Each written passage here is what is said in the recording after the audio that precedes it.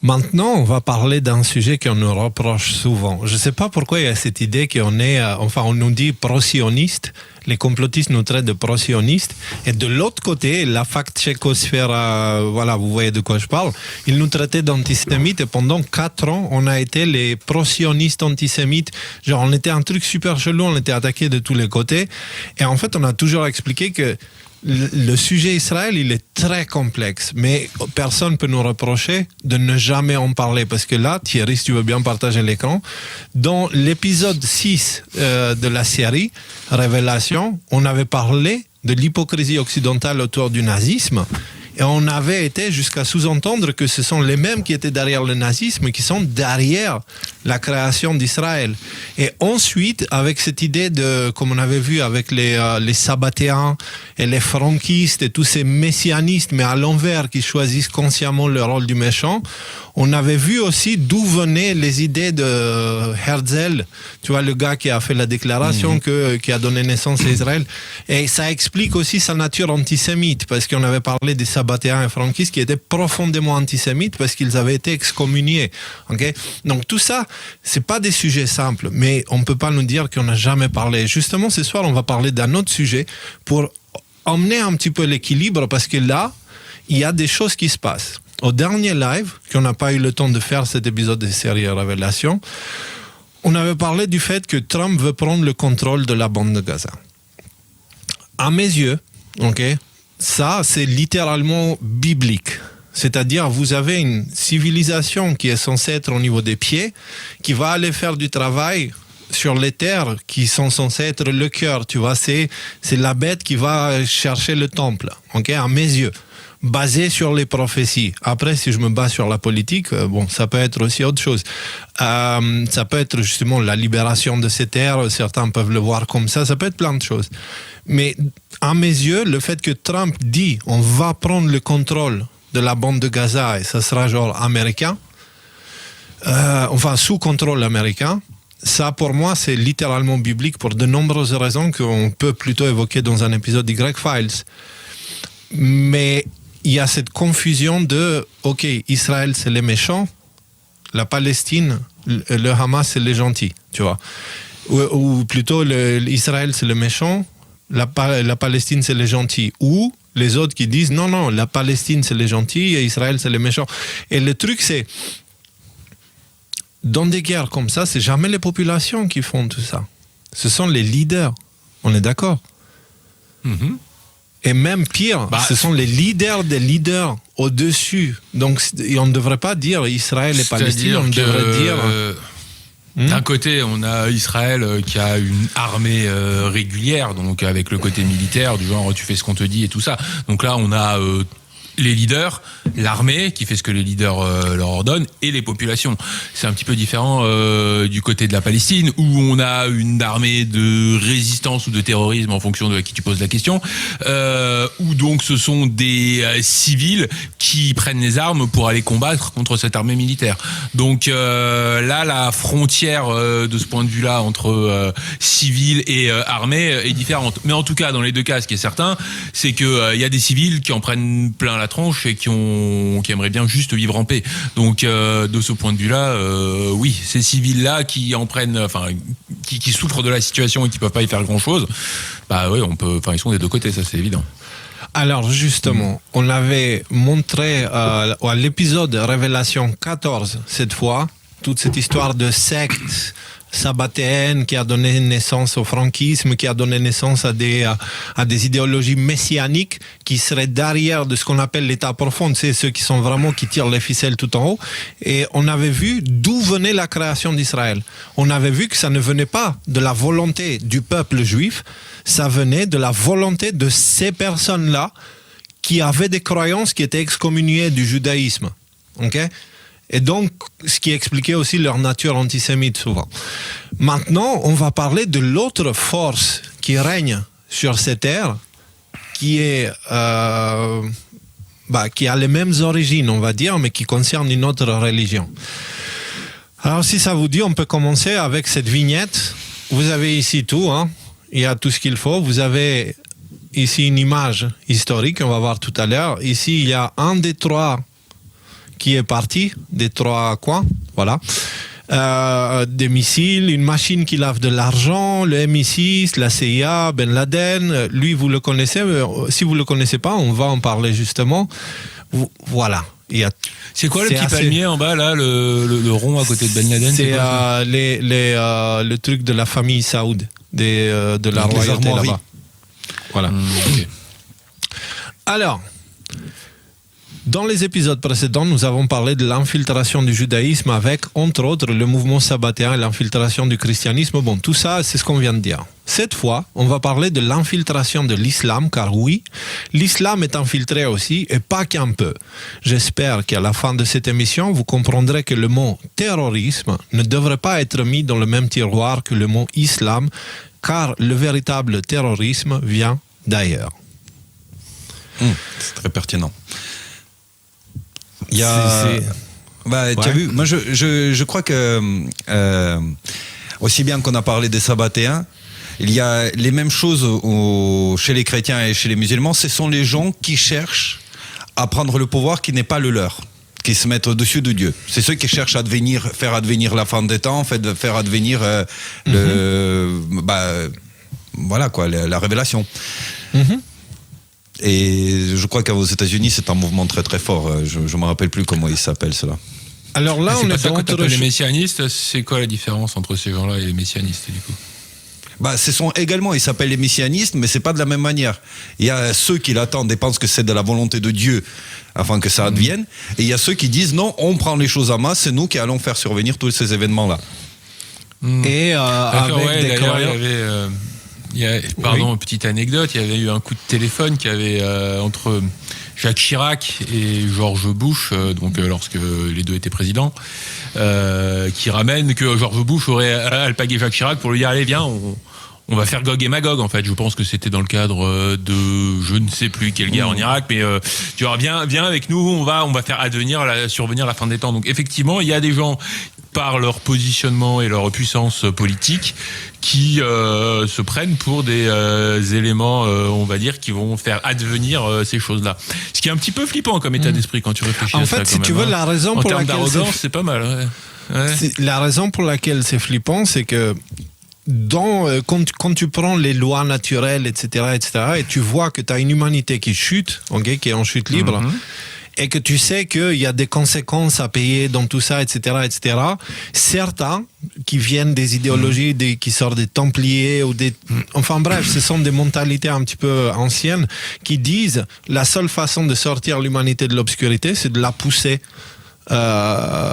au bout en fait. C'est-à-dire, il faut qu'il y ait des choses qui se produisent, comme le Christ le dit, comme la Bible l'explique, comme d'autres prophéties l'expliquent. Tu sais, ils te disent avant qu'il y ait ça, il faut qu'il y ait ça et ça et ça qui se passe. Et donc du coup, eux, ce qu'ils font, c'est qu'ils provoquent tous ces événements pour pousser l'humanité le plus loin de la loi naturelle, tu vois, pour que, par rebondissement, par force, tu sais, il y a toujours un équilibre dans l'univers. Ils font ça avec des bonnes intentions, les mecs, quoi. C'est ça. Ouais, c'est justement le piège. On va les tuer, on va assassiner, mais c'est pour le bien de l'humanité, quoi. Alors, c'est pas on va le faire, c'est qu'on va pousser l'humanité à se le faire entre eux. Tu vois, c'est plutôt dans ce sens-là.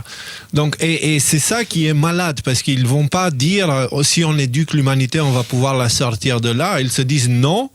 La volonté de Dieu, c'est qu'on vit toutes les prophéties, alors nous on va les générer, on va les créer, et du coup les prophéties de l'époque sont devenues des prophéties autoréalisatrices qui sont poussées maintenant par des personnes qui se disent si on fait les prophéties on va y arriver, tu vois, on va voir le truc, et ils finissent par accomplir les prophéties malgré enfin bref.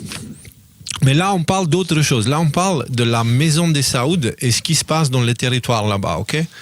Allons-y. C'est très pertinent, et en plus là-bas il y a beaucoup de pétrole et il y a plein d'allumettes qui sont en train de tomber du ciel là. Donc soyons attentifs.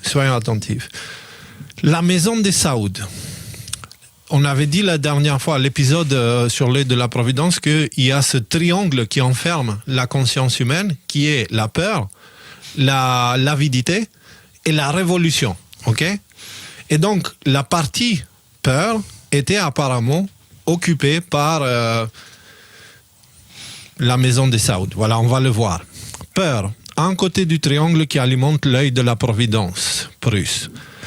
Les bouleversements au Moyen-Orient nous accompagnent depuis aussi longtemps que la plupart d'entre nous se souviennent. Les tragédies malheureuses de guerre perpétuelle et d'actes de terrorisme ont fait du Moyen-Orient un carrefour central de misère.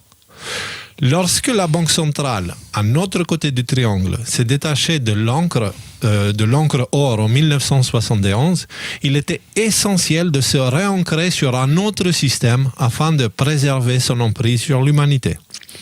Cette encre était le nouveau standard du pétrodollar. C'était un système qui obligeait le monde à acheter des dollars américains, donc la monnaie de réserve mondiale après l'accord de Bretton Woods en 1944, avant de pouvoir acheter la seule chose dont il avait besoin pour maintenir la modernité de ces nations, c'est-à-dire le pétrole. La naissance du pétrodollar n'était pas un accident. C'était un plan soigneusement élaboré qui a confié une richesse et un pouvoir presque illimité à son bénéficiaire. Son talon d'Achille se trouvait au Moyen-Orient, où la majeure partie du pétrole mondial était produite. Pour garantir le succès du pétrodollar, le Moyen-Orient devait être apprivoisé afin d'accepter uniquement des dollars américains pour leurs recettes pétrolières. Donc, pas très compliqué jusqu'à là. On force le pétrodollar parce qu'à l'époque où le dollar s'est séparé de l'or.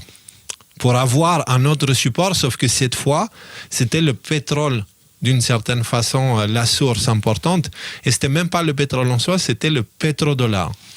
Parce que ça devenait une commodité en vogue, que tout le monde voulait avoir des dollars pour pouvoir acheter le pétrole. Ce qui a fait exploser la demande pour le dollar et ce qui a fait exploser aussi sa valeur d'une façon. Okay, et qui pouvait être généré à l'infini par la Réserve fédérale, tu vois. On est d'accord que c'est quand même pas vraiment le même système, parce qu'avant, quand on était sur l'or, on avait la quantité de dollars qui était limitée d'une certaine manière par la quantité d'or qui était produite, cette quantité d'or représentant quelque part la richesse que la nation était arrivée à produire. Là maintenant, on est dans un système où on est complètement libéré de cette contrainte, et du coup, pour avoir la possibilité de produire autant de dollars qu'on veut, il fallait faire booster la demande, comme tu le dis, et du coup, on forçait les gens à... Donc en fait... C'est un paradigme. On n'a pas remplacé l'or. L'or n'a pas été remplacé par le dollar. En fait, on a complètement renversé le système. Le système. On est passé à l'argent dette concrètement. Et cet argent dette, il a le problème de l'inflation. C'est plus tu crées de cet argent-là, okay, plus ça enlève la valeur de chaque argent que tu crées, en fait. Okay, c'est le même part de gâteau que tu coupes en plusieurs petites... Enfin, c'est le même gâteau que tu coupes en plus de parties. Ça te fait pas plus de gâteau. Tu vois, et le gâteau, c'est le PIB. Donc, si tu n'augmentes pas le PIB, tu peux le couper en tant de fois que tu veux, tu mangeras pas plus, tu vois. Et ben, les Américains ont trouvé un truc. Ils ont trouvé un truc, ils se sont dit, nous, avec le pétrodollar, on peut exporter l'inflation. L'inflation. L'inflation, ouais. Parce que ce qui crée l'inflation, c'est le fait que quand tu imprimes beaucoup trop d'argent, ça déséquilibre entre l'offre et la demande, tu vois. Mais quand la demande pour ta monnaie vient du monde entier, bah dans ce cas-là, avant que tu commences à taper l'hyperinflation, il y a quand même beaucoup de temps parce que l'inflation, elle est absorbée par l'étranger. Vous voyez ce que je veux dire ou pas? Oui, ils ont fait payer le prix du dollar aux pays du monde entier pour maintenir le dollar à un certain niveau de valeur raisonnable. C'est plus vicieux que ça. C'est plus vicieux que ça. Le truc, c'est qu'ils sont arrivés à avoir une imprimante à pognon complètement illimitée en s'affranchissant des effets négatifs qui vont avec. C'est-à-dire que maintenant tu peux en imprimer autant que tu veux, mais il n'y a plus d'inflation, donc voilà quoi, quelque part tu as une baguette magique pour avoir autant d'argent que tu veux. C'est pas qu'il n'y a pas du tout, mais en tout cas elle est des centaines de fois inférieure à celle d'autres pays de l'Occident, et c'est pour ça que les États-Unis, ils sont devenus une superpuissance, hyperpuissance carrément. Donc, alors jusqu'à là c'est clair. Et donc le problème c'était que tout ce pétrole était au Moyen-Orient. Et il fallait du coup qu'ils puissent, comme il dit, prendre le contrôle de ces territoires, tu vois, les dresser, entre guillemets, tu vois, pour qu'ils restent sous domination américaine. La seule façon de faire respecter le pétrodollar, du moins selon le manuel prussien, était par la guerre. Le Moyen-Orient n'a pas été établi depuis 1971. N'a pas été stable. N'a pas été stable, pardon. Ouais, le Moyen-Orient n'a pas été stable depuis 1971. Les bouleversements ont nourri le radicalisme qui, à son tour, alimenté le terrorisme dont le monde a été témoin pendant des décennies. Alors que le terrorisme semait le chaos dans le monde, les populations adhéraient à un récit global dans lequel elles acceptaient de sacrifier leur liberté en échange de sécurité. C'était la porte d'entrée qui offrait à la tyrannie prussienne l'accès nécessaire pour s'en prendre à l'humanité. On l'a vu, on voit très bien de quoi ça parle. Hein. On a été éduqué par les films et on a été aussi forcé par tous les événements qui se sont produits depuis 11 septembre 2001. Tu vois, c'est le terrorisme. Petite remarque là que je voulais faire pour montrer à quel point ils étaient sérieux avec cette histoire de pétrodollar. Il y a eu quelques tentatives de pays du Moyen-Orient de sortir du pétrodollar et de pouvoir vendre leurs ressources qui dans leur sol à eux, selon leurs conditions à eux, ce qui est quand même la moindre des choses, quoi. Tu fais pousser des carottes, c'est toi qui décides le prix à laquelle tu vas vendre tes carottes. Mais là, c'était pas pareil. On peut penser à Kadhafi, qu'on a fait passer pour un fou, pour un dingue et tout ça. Honnêtement, je connais pas le sujet à fond, mais en tout cas, il y a beaucoup de choses qui ressortent de la Libye de l'époque de Kadhafi. En fait, lui, il voulait carrément l'indépendance de toute l'Afrique et il voulait faire une monnaie africaine basée sur l'or et tout ça. Sur l'or, ouais. Et après, donc, encore une fois, rien n'est blanc, rien n'est noir. On n'est pas en train de dire que Kadhafi était un ange, mais il n'était certainement pas attaqué pour les raisons qu'on nous dit dans les médias. C'est juste qu'il n'avait plus les mêmes objectifs que l'Occident et c'est pour ça. Donc, Après, Nico, toi, tu pourrais peut-être m'en dire plus parce que je sais que moi, j'ai pas exactement les détails, mais l'Iran, dans les années 70 aussi, ils ont remplacé quand même une civilisation qui était quand même, je pense, très proche des standards. Ouais. C'est ça, c'est Mossadegh, ouais. Et ils l'ont remplacé par le Shah d'Iran, je crois, si je dis pas de bêtises. Par le Shah d'Iran, c'était un coup d'État en interne, et le Shah d'Iran lui-même a provoqué par la suite la révolution islamique. Voilà. Ok, donc avec les frères musulmans qui sont venus, et du coup maintenant... Alors justement, les gars, parlons de tout ça, parce que c'est le sujet quand même de la soirée, donc vous êtes en train de faire le live là. Vous êtes trop cultivés, les gars, c'est pas... C'est ça. Non, on prétend l'être. Tu sais, on a un peu de confiture et on l'étale beaucoup. Ok, c'est bien dit. Ok, cependant, l'arrivée de Trump en 2017 et le couronnement du prince Mohammed bin Salman ont signifié que les choses prenaient une tournure dramatique pour le meilleur. La maison des Saouds ne semble plus être un côté du triangle, mais plutôt un partenaire dans le cheminement vers la liberté. On va parler de la purge saoudienne. En 2017, le nouveau prince héritier Mohammed bin Salman a exécuté une purge qui a abouti à l'arrestation d'environ 500 élites saoudiennes fortunées et au gel des avoirs en espèces prétendument liés à la corruption d'environ 400 milliards de dollars. L'un des arrêts était l'uber-riche, ultra-riche, le prince Al-Walid bin Talal. Trump a exprimé sa confiance. Comment ? Celui de la vignette. Voilà, c'est celui, lui là, sur la droite, Thierry, l'autre plan. Voilà, lui là, dans la vignette. Et c'était quelqu'un de quand même hyper puissant, hyper important et lié à des trucs. Voilà, on a une autre photo de lui ici. Il était lié à Twitter, excuse-moi, hein, je suis indiscipliné aujourd'hui. Il y avait je sais pas si on l'aborde aujourd'hui, mais il y avait une connexion entre Al-Walid bin Talal et Twitter avant Elon Musk. Je sais pas si elle est abordée dans cette Alors, émission. il y a, justement, je sais pas, je ne parle pas exactement de ça, mais je parle du conflit qu'il y avait déjà à l'époque entre Trump et lui avant que Trump soit élu, tu vois, comment lui, il flippait, en fait. Dans la sphère publique de Twitter, qui maintenant est X, Al-Walid et Trump n'étaient pas des amis, pas les moins du monde. Bien avant l'élection américaine de 2016, Al-Walid avait clairement exprimé ses opinions sur Trump.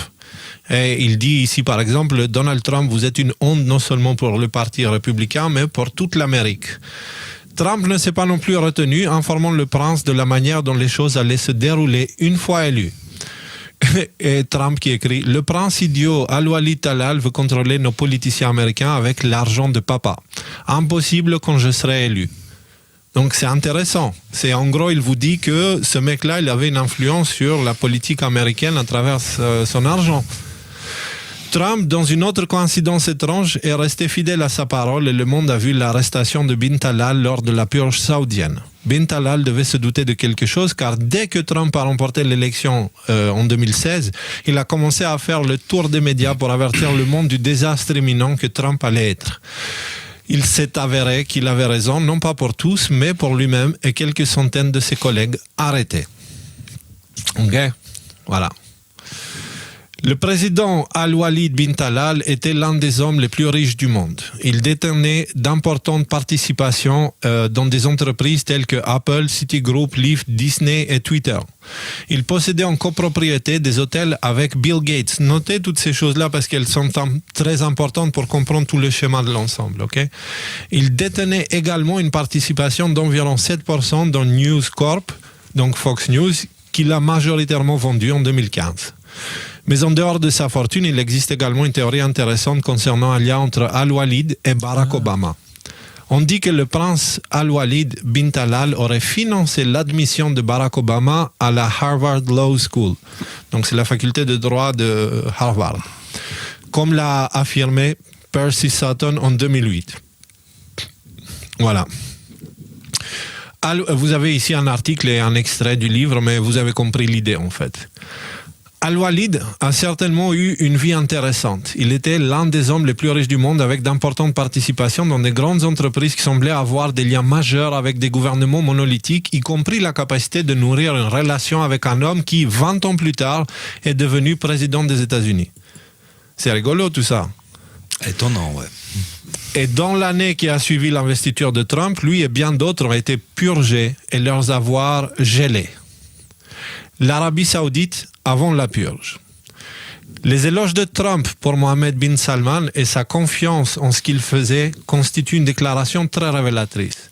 Que se passait-il en Arabie Saoudite qui a conduit à une action aussi drastique? Que savait Trump qui le rendait si confiant? Pendant qu'Obama était en fonction, il y avait des tensions diplomatiques avec l'Iran qui ont conduit à ce qui était connu sous le nom d'accord nucléaire. Ce que la plupart ne réalisaient pas à l'époque, c'est que les négociations entre les États-Unis et l'Iran rendaient l'Arabie Saoudite très nerveuse à l'idée que l'Iran devienne une puissance nucléaire. Alors, ils se sont mis à se procurer leurs propres armes nucléaires depuis le Pakistan. Ouais. Voilà. Juste petit rappel, parce qu'il n'est pas hyper simple à comprendre cet accord nucléaire, mais en gros, effectivement... pour résumer, on avait un mail de Wikileaks, c'était John Podesta qui parlait avec je sais plus qui, et je sais plus qui disait à John Podesta, mais alors en gros cet accord nucléaire, c'est une promesse qu'on va se retrouver avec une apocalypse nucléaire au Moyen-Orient dans les 20 prochaines années. Et John Podesta qui disait, John Podesta, très proche d'Hillary Clinton, qui à l'époque est dans l'administration Obama, etc. Donc effectivement, l'accord nucléaire, vu de l'extérieur, c'était on fait ce qu'il faut pour que les Iraniens n'aient pas l'arme nucléaire. Pour stabiliser la zone, ouais. Ouais, mais vu de l'intérieur, c'était pas du tout ça. Donc, et vous allez voir, c'est déjà là, il y a plein de choses qu'on a dit qui commencent à donner des morceaux de puzzle qui peuvent donner l'image de l'ensemble.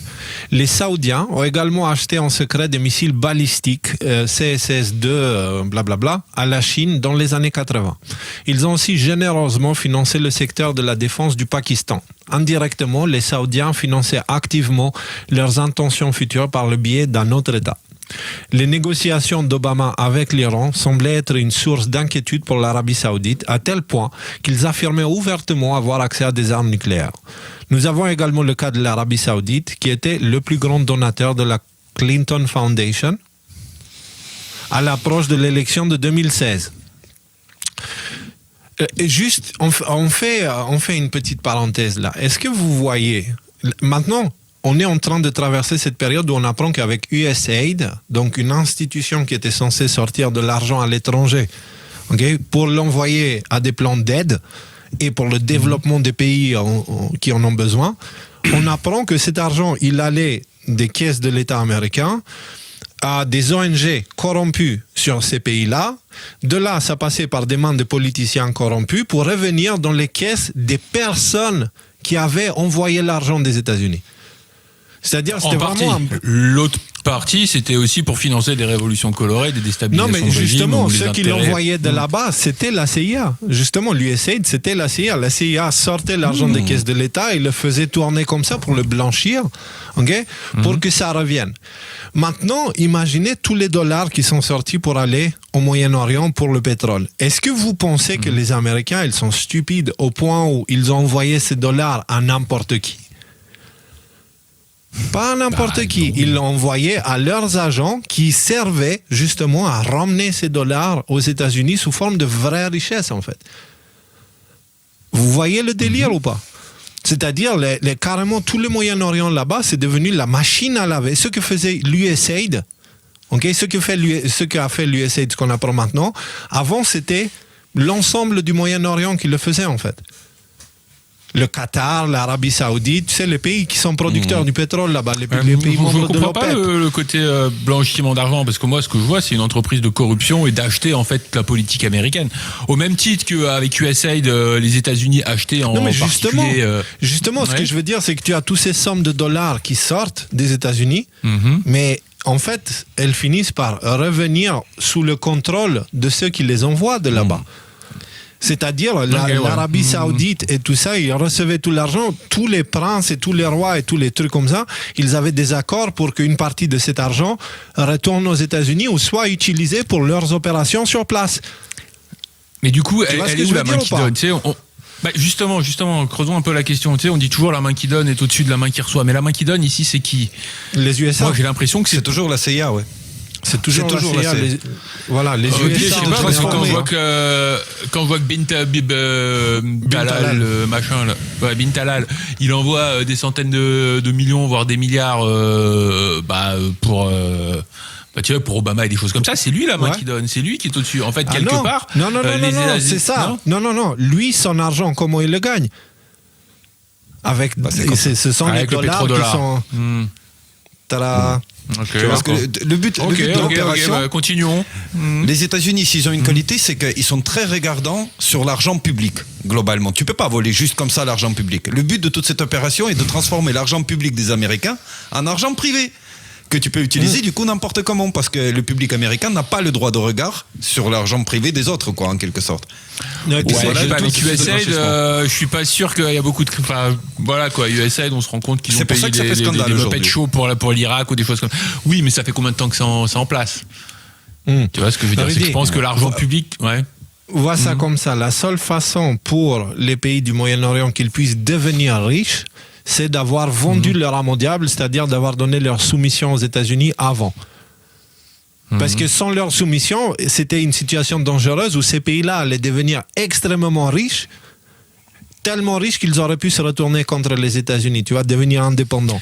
Et ça, c'est hors de question. Donc c'est pour ça qu'ils étaient pris. Mais c'est vrai que est très juste. Parce qu'au final, la domination réelle, elle se situe pas au niveau des dollars, elle se situe au niveau des trucs qui explosent.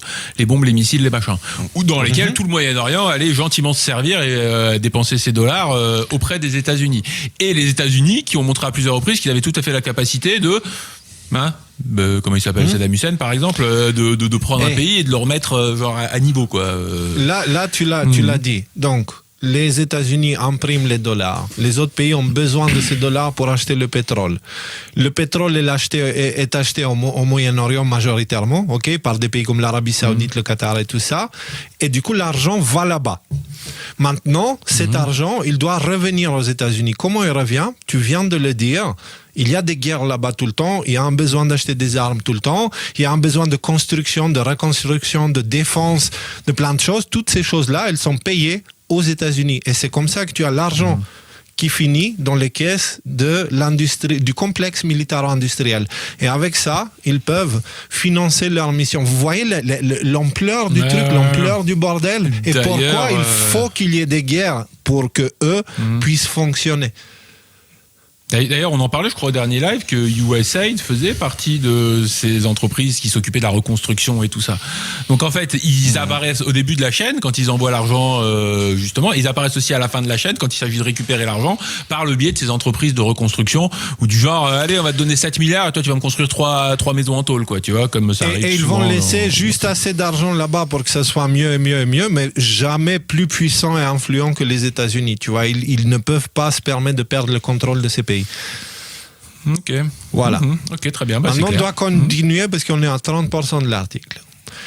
Alors, là, on apprend que l'Arabie Saoudite était le plus grand donateur de la fondation Clinton à l'approche de l'élection de 2016. Cela ne peut-il être qu'une étrange coïncidence et non une insinuation? À l'inverse, lorsque l'Arabie Saoudite s'est déclarée la première puissance nucléaire arabe après 2016, alors je l'ai lu vraiment n'importe comment, mais est-ce que c'est pas une coïncidence ces dates par rapport à la déclaration de l'Arabie Saoudite qu'ils ont l'arme nucléaire et tout ça? C'est confirmé d'ailleurs ça ou pas? Ils ont l'arme nucléaire ou pas les Saoudiens? Alors, c'est des annonces pour l'instant. Justement, on va voir plus tard dans l'article qu'ils bossent avec les Pakistanais. S'agissait-il d'une tension réelle ou d'une histoire fabriquée poussée sur le monde? Tu vois ce que tu viens de demander. Avant la purge de 2007, il existait des liens saoudiens avec le 2017. Pakistan. 2017, j'ai dit quoi? 2007. Ah, merde. Avant la purge de 2017, il existait des liens saoudiens avec le Pakistan, la Chine et la fondation Clinton. N'oubliez pas le fameux scandale des courriers d'Hillary et l'implication des frères Awan, originaires du Pakistan. Tout est lié. Quel aurait pu être le véritable contexte et l'ampleur de cette purge? Peut-être avait-elle quelque chose à voir avec les frères musulmans? Là, on commence à taper dans des sujets qui piquent, là. Hein? Et je ne suis pas suicidaire, Rudy et Nicolas, ils sont pour rien, ok? Voilà, on tient à le préciser. C'est moi qui a préparé, je suis en train de prendre ça d'un autre article qui est rempli de plein d'autres choses et j'extrais les informations les plus importantes et j'essaie de rendre tout ça cohérent, ok?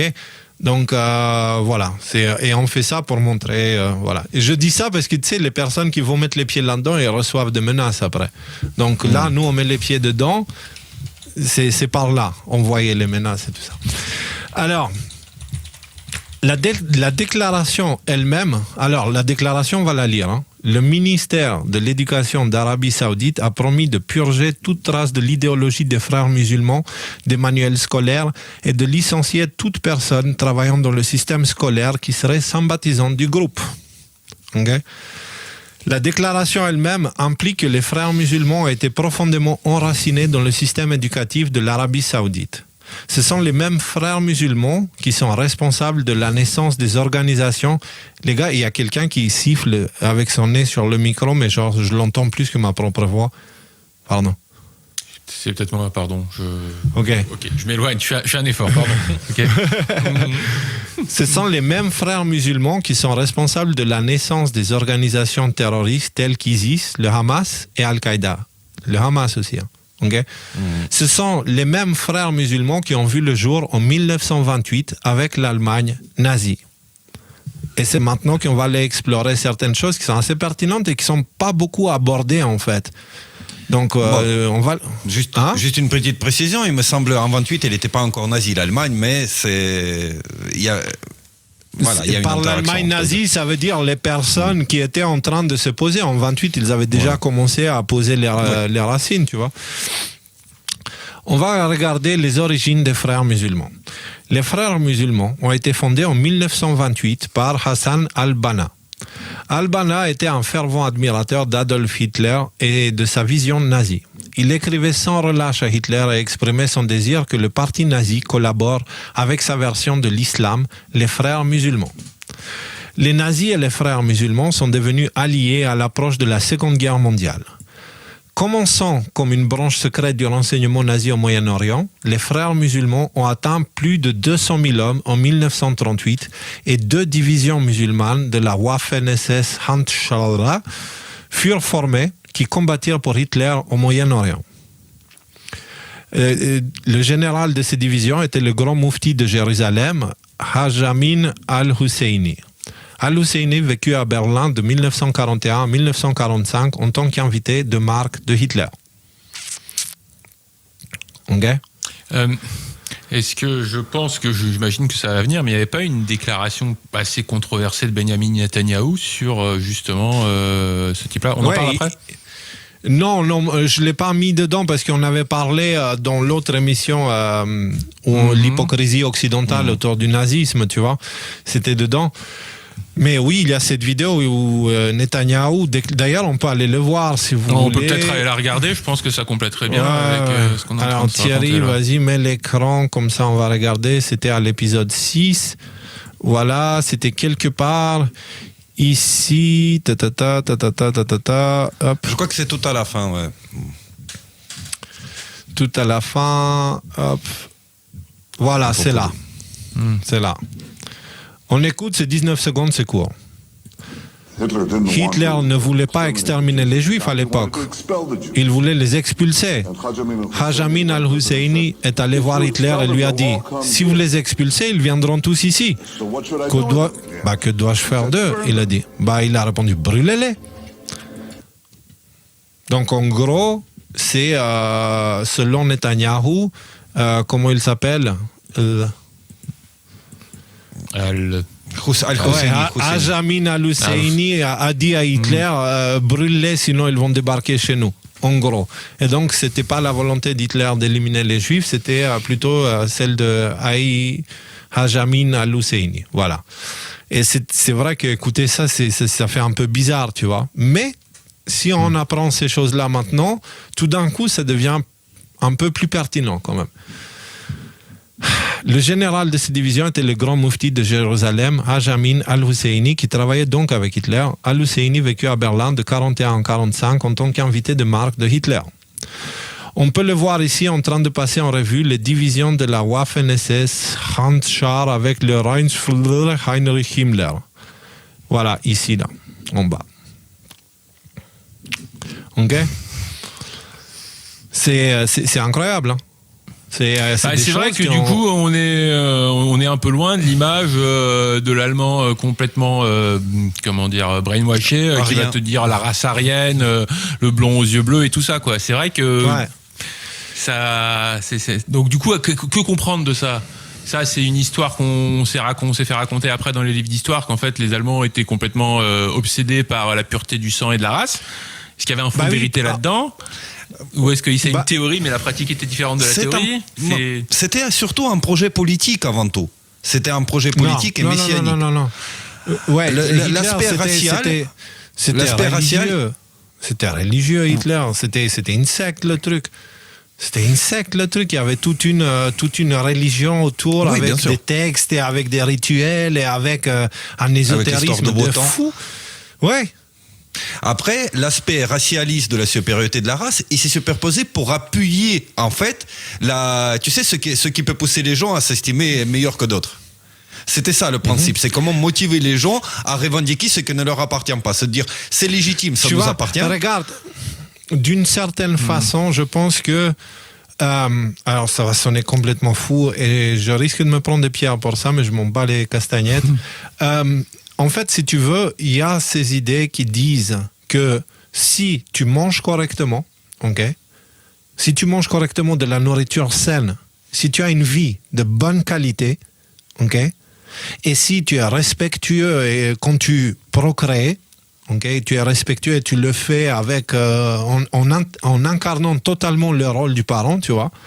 En fait, de génération en génération, ton ADN se nettoie.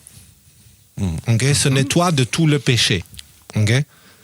Et ça, c'est même quelque chose que la Bible en parle. Enfin, tous les généticiens, ils vont dire la même chose. Tu vois, c'est la raison pour laquelle souvent on dit il faut perdre un peu de poids si tu veux tomber enceinte. Tu vois, pour éviter de transmettre des choses génétiquement.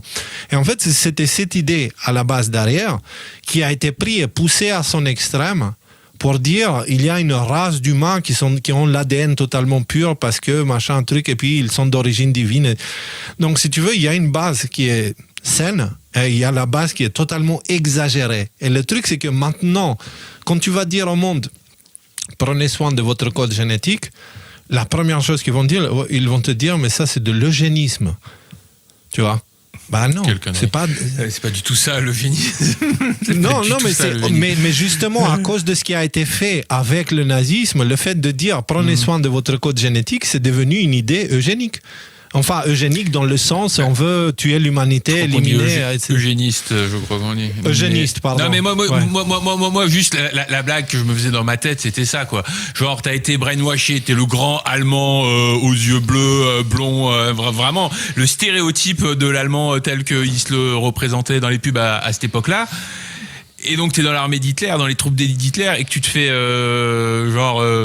comment on dit, examiner là quand il y a une revue de troupes par Halal Tal Banja, désolé, j'arrive pas à les retenir.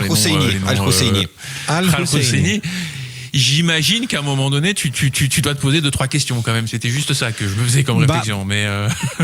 Parce que justement, toutes ces idées de génétique et tout ça, c'était vraiment un cirque pour les gens. C'est beaucoup plus profond ce qui se passait avec l'Allemagne nazie. C'est plutôt un peuple avec un gros complexe d'infériorité qui a trouvé l'occasion d'exprimer sa frustration de manière totalement perverse, incontrôlée, perdue et tout ça.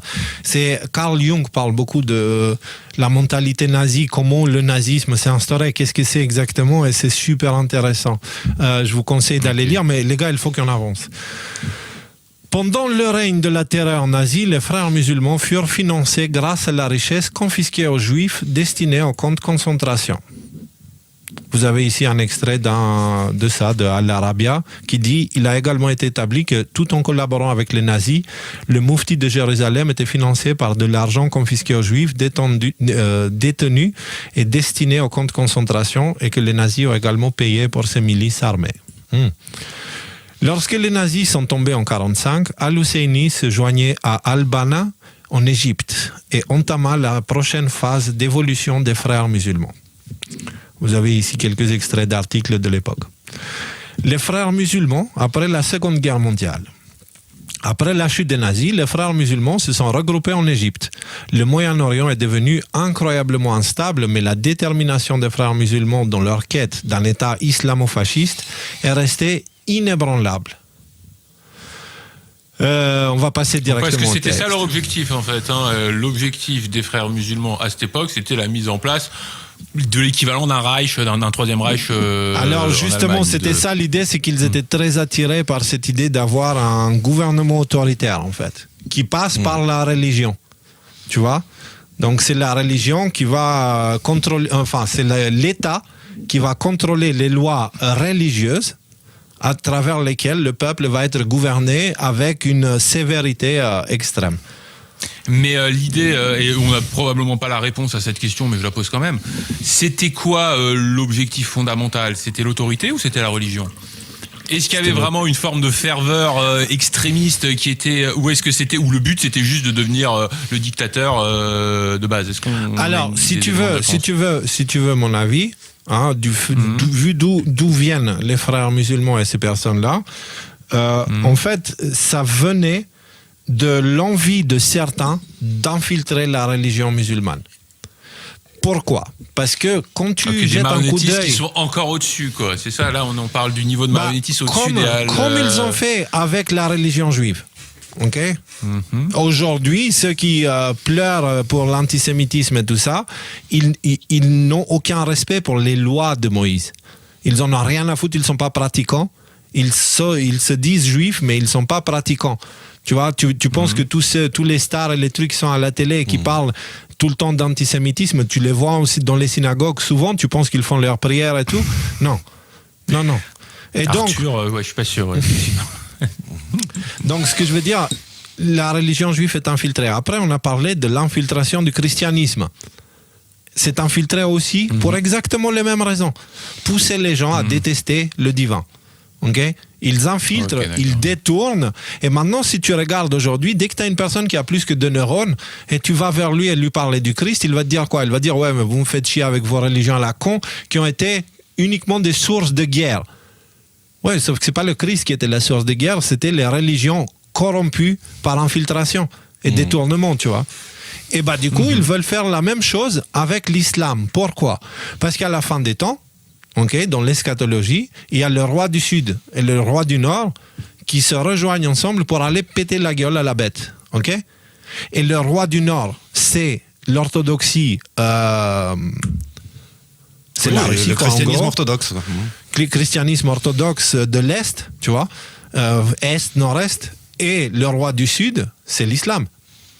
Et donc ça veut dire à la fin les musulmans vont s'allier avec les chrétiens pour péter la gueule à la bête qui sera instaurée à ce moment-là. La bête c'est sûr ça ou c'est une interprétation là ? Parce que le roi du Nord, est-ce que c'est sûr que c'est le russe ou c'est une interprétation personnelle à laquelle tu crois vraiment ? Non, mais c'est carrément inscrit dans l'eschatologie. En tout cas, c'est quelque chose qui est inscrit dans l'eschatologie islamique. Voilà. Non mais le roi du Nord, mais après l'interprétation, le roi du Nord c'est les Russes, est-ce que si je dis non, moi je pense que le roi du Nord c'est les Américains, ça tient la route ou il y a beaucoup d'arguments qui prétendent que qui voilà. sous-tendent ça. Le roi du Nord c'est chez les chrétiens. Chez les musulmans, ça s'appelle les roums. Et après, ils ont identifié les roums. Ceux qui étaient appelés les roums, à l'époque, c'était c'est l'Empire byzantin. Et donc, les héritiers de l'Empire byzantin, qui étaient orthodoxes. C'est eux, les roums.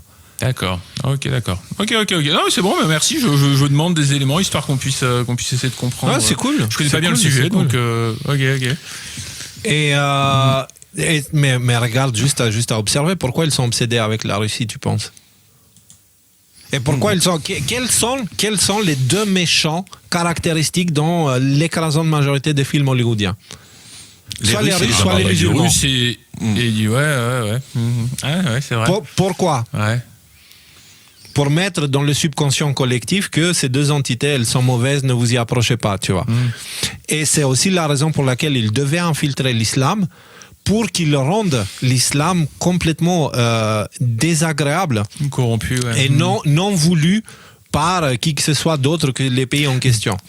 Tu vois. Donc avec peut-être pour but le fait d'empêcher justement l'écrasement de la bête en fait, qui a tel qu'annoncé par les prophéties. Peut-être que si on cherche vraiment la raison des raisons, la motivation des motivations, derrière ce serait ça. Écraser la religion islamiste. Contrôler. Pas écraser, contrôler. En fait, il faut comprendre que ceux qui sont tout là-haut, ils savent qu'ils ne peuvent jamais tout éteindre, tout couper. La seule chose, l'évolution du temps, l'humanité, c'est comme un courant puissant d'une rivière. Tu ne peux pas l'arrêter. Si tu l'arrêtes, ça se remplit. Il n'y a aucun barrage qui peut le tenir. Par contre, ce qu'ils peuvent faire, c'est contrôler sa direction. Tu vois? Et du coup, l'emmener là où ils veulent. C'est la seule et c'est ce qu'ils essayent de faire. C'est-à-dire, avec cette histoire de peur, avidité, révolution, en fait, c'est le même cycle que victime, bourreau, solution. Tu vois? Et ça, dans la psychologie, voilà. Tu vois ce que je veux dire? Et donc, ils essayent d'infiltrer ces religions, ces spiritualités pour les détourner de leur rôle initial, en fait. Tu vois? Et les détourner, les rendre... Aujourd'hui, l'athéisme, ça devient la religion la plus mainstream. Les gens détestent Dieu et le spirituel, parce que la seule chose qu'ils voient sortir de ça, c'est des guerres et du sang. Et en fait, tout ça, c'est l'infiltration qui est faite, qui est prévue c'est fait exprès pour ça. Ok. Donc, va maintenant prophétiser dans les rues. Voilà, tu vas voir comment ça se passe. C'est pas, on est plus du tout dans l'époque des Saint-Jean et des trucs comme ça, tu vois. Pour la petite histoire, juste 2 secondes. Ah, ça va, on a le temps. Non, j'ai rien dit. Quand je vivais au Canada, à Montréal, bon, les gens qui vivent à Montréal doivent le connaître, il y a un gars qui est souvent en centre-ville de Montréal, toujours le même gars, avec un grand panneau gigantesque comme ça sur lequel il y a marqué « Jésus t'aime » ou ce genre de message, quoi. Et il est là, il est au coin de la rue, et il est là. Un jour, je suis allé lui parler, le mec. Je me demandais, qu'est-ce que je veux dire... je sais pas, je me demandais, est-ce que c'est un type normal que je vais avoir en face de moi? Est-ce que c'est quelqu'un avec qui je peux parler? Est-ce que c'est à moitié un débile? Et ben non, un type très équilibré, très éloquent. Il mettait toujours des casques anti-bruit. Je pense que c'était pour éviter toutes les insultes, parce que tu dois en prendre dans la gueule quand même quand tu fais ça, quoi. Et voilà, on avait sympathisé, on était restés. Et c'est vrai qu'aujourd'hui, faire le boulot d'un comment il s'appelle, celui qui va profiter d'un job, par exemple. Non, pas d'un job, d'un Jonas. Celui qui finit dans la baleine, c'est Jonas, hein, c'est ça? Ouais. Oui, aujourd'hui, c'est vrai que c'est quelque chose qui demanderait énormément. Bah, je veux dire, quand t'es prêtre, ça va, mais quelque part, tu vas juste prêcher à des gens qui font déjà partie de ton groupe. C'est comme nous, quand on fait une rencontre des codeurs et qu'on commence à parler du 11 septembre, tu vois. Ce que je veux dire, c'est qu'on parle déjà avec des gens qui sont convaincus par les idées qu'on est en train de déployer, de développer. Sinon, ils seraient pas venus à notre rencontre. C'est un petit peu pareil à l'église. Faire ça dans la rue, c'est un sport de combat aujourd'hui, quand même. C'est vraiment compliqué. C'est dangereux, limite. Alors, on retourne vers l'histoire. Le Moyen-Orient est devenu incroyablement instable, mais la détermination des frères musulmans dans leur quête d'un État islamo-fasciste est restée inébranlable. Là, c'est les extraits d'un article qui dit « Ils venaient en Arabie Saoudite pour de l'argent. dès ses débuts, la fraternité a été généreusement financée par le Royaume d'Arabie Saoudite, qui a apprécié sa politique ultra-conservatrice et sa haine virulente des communistes arabes. Herman Elitz, qui a servi comme ambassadeur des États-Unis en Arabie Saoudite et en Égypte, m'a raconté qu'il avait un jour rencontré Hassan al-Banna dans les bureaux du vice-ministre saoudien des Finances en 1948.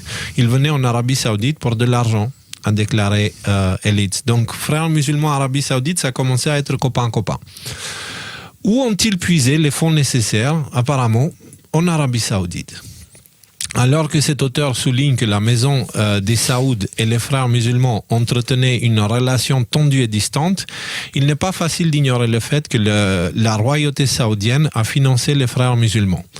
De plus, les frères musulmans n'auraient pas existé sans le soutien nazi et les financements provenant des juifs qui ont rencontré leur destin durant l'Holocauste. La situation des frères musulmans resta exceptionnellement volatile. Al-Banna fut tué en 1948. Les frères musulmans étaient recherchés pour crimes de guerre. Ils s'étaient expulsés ou exterminés en Égypte.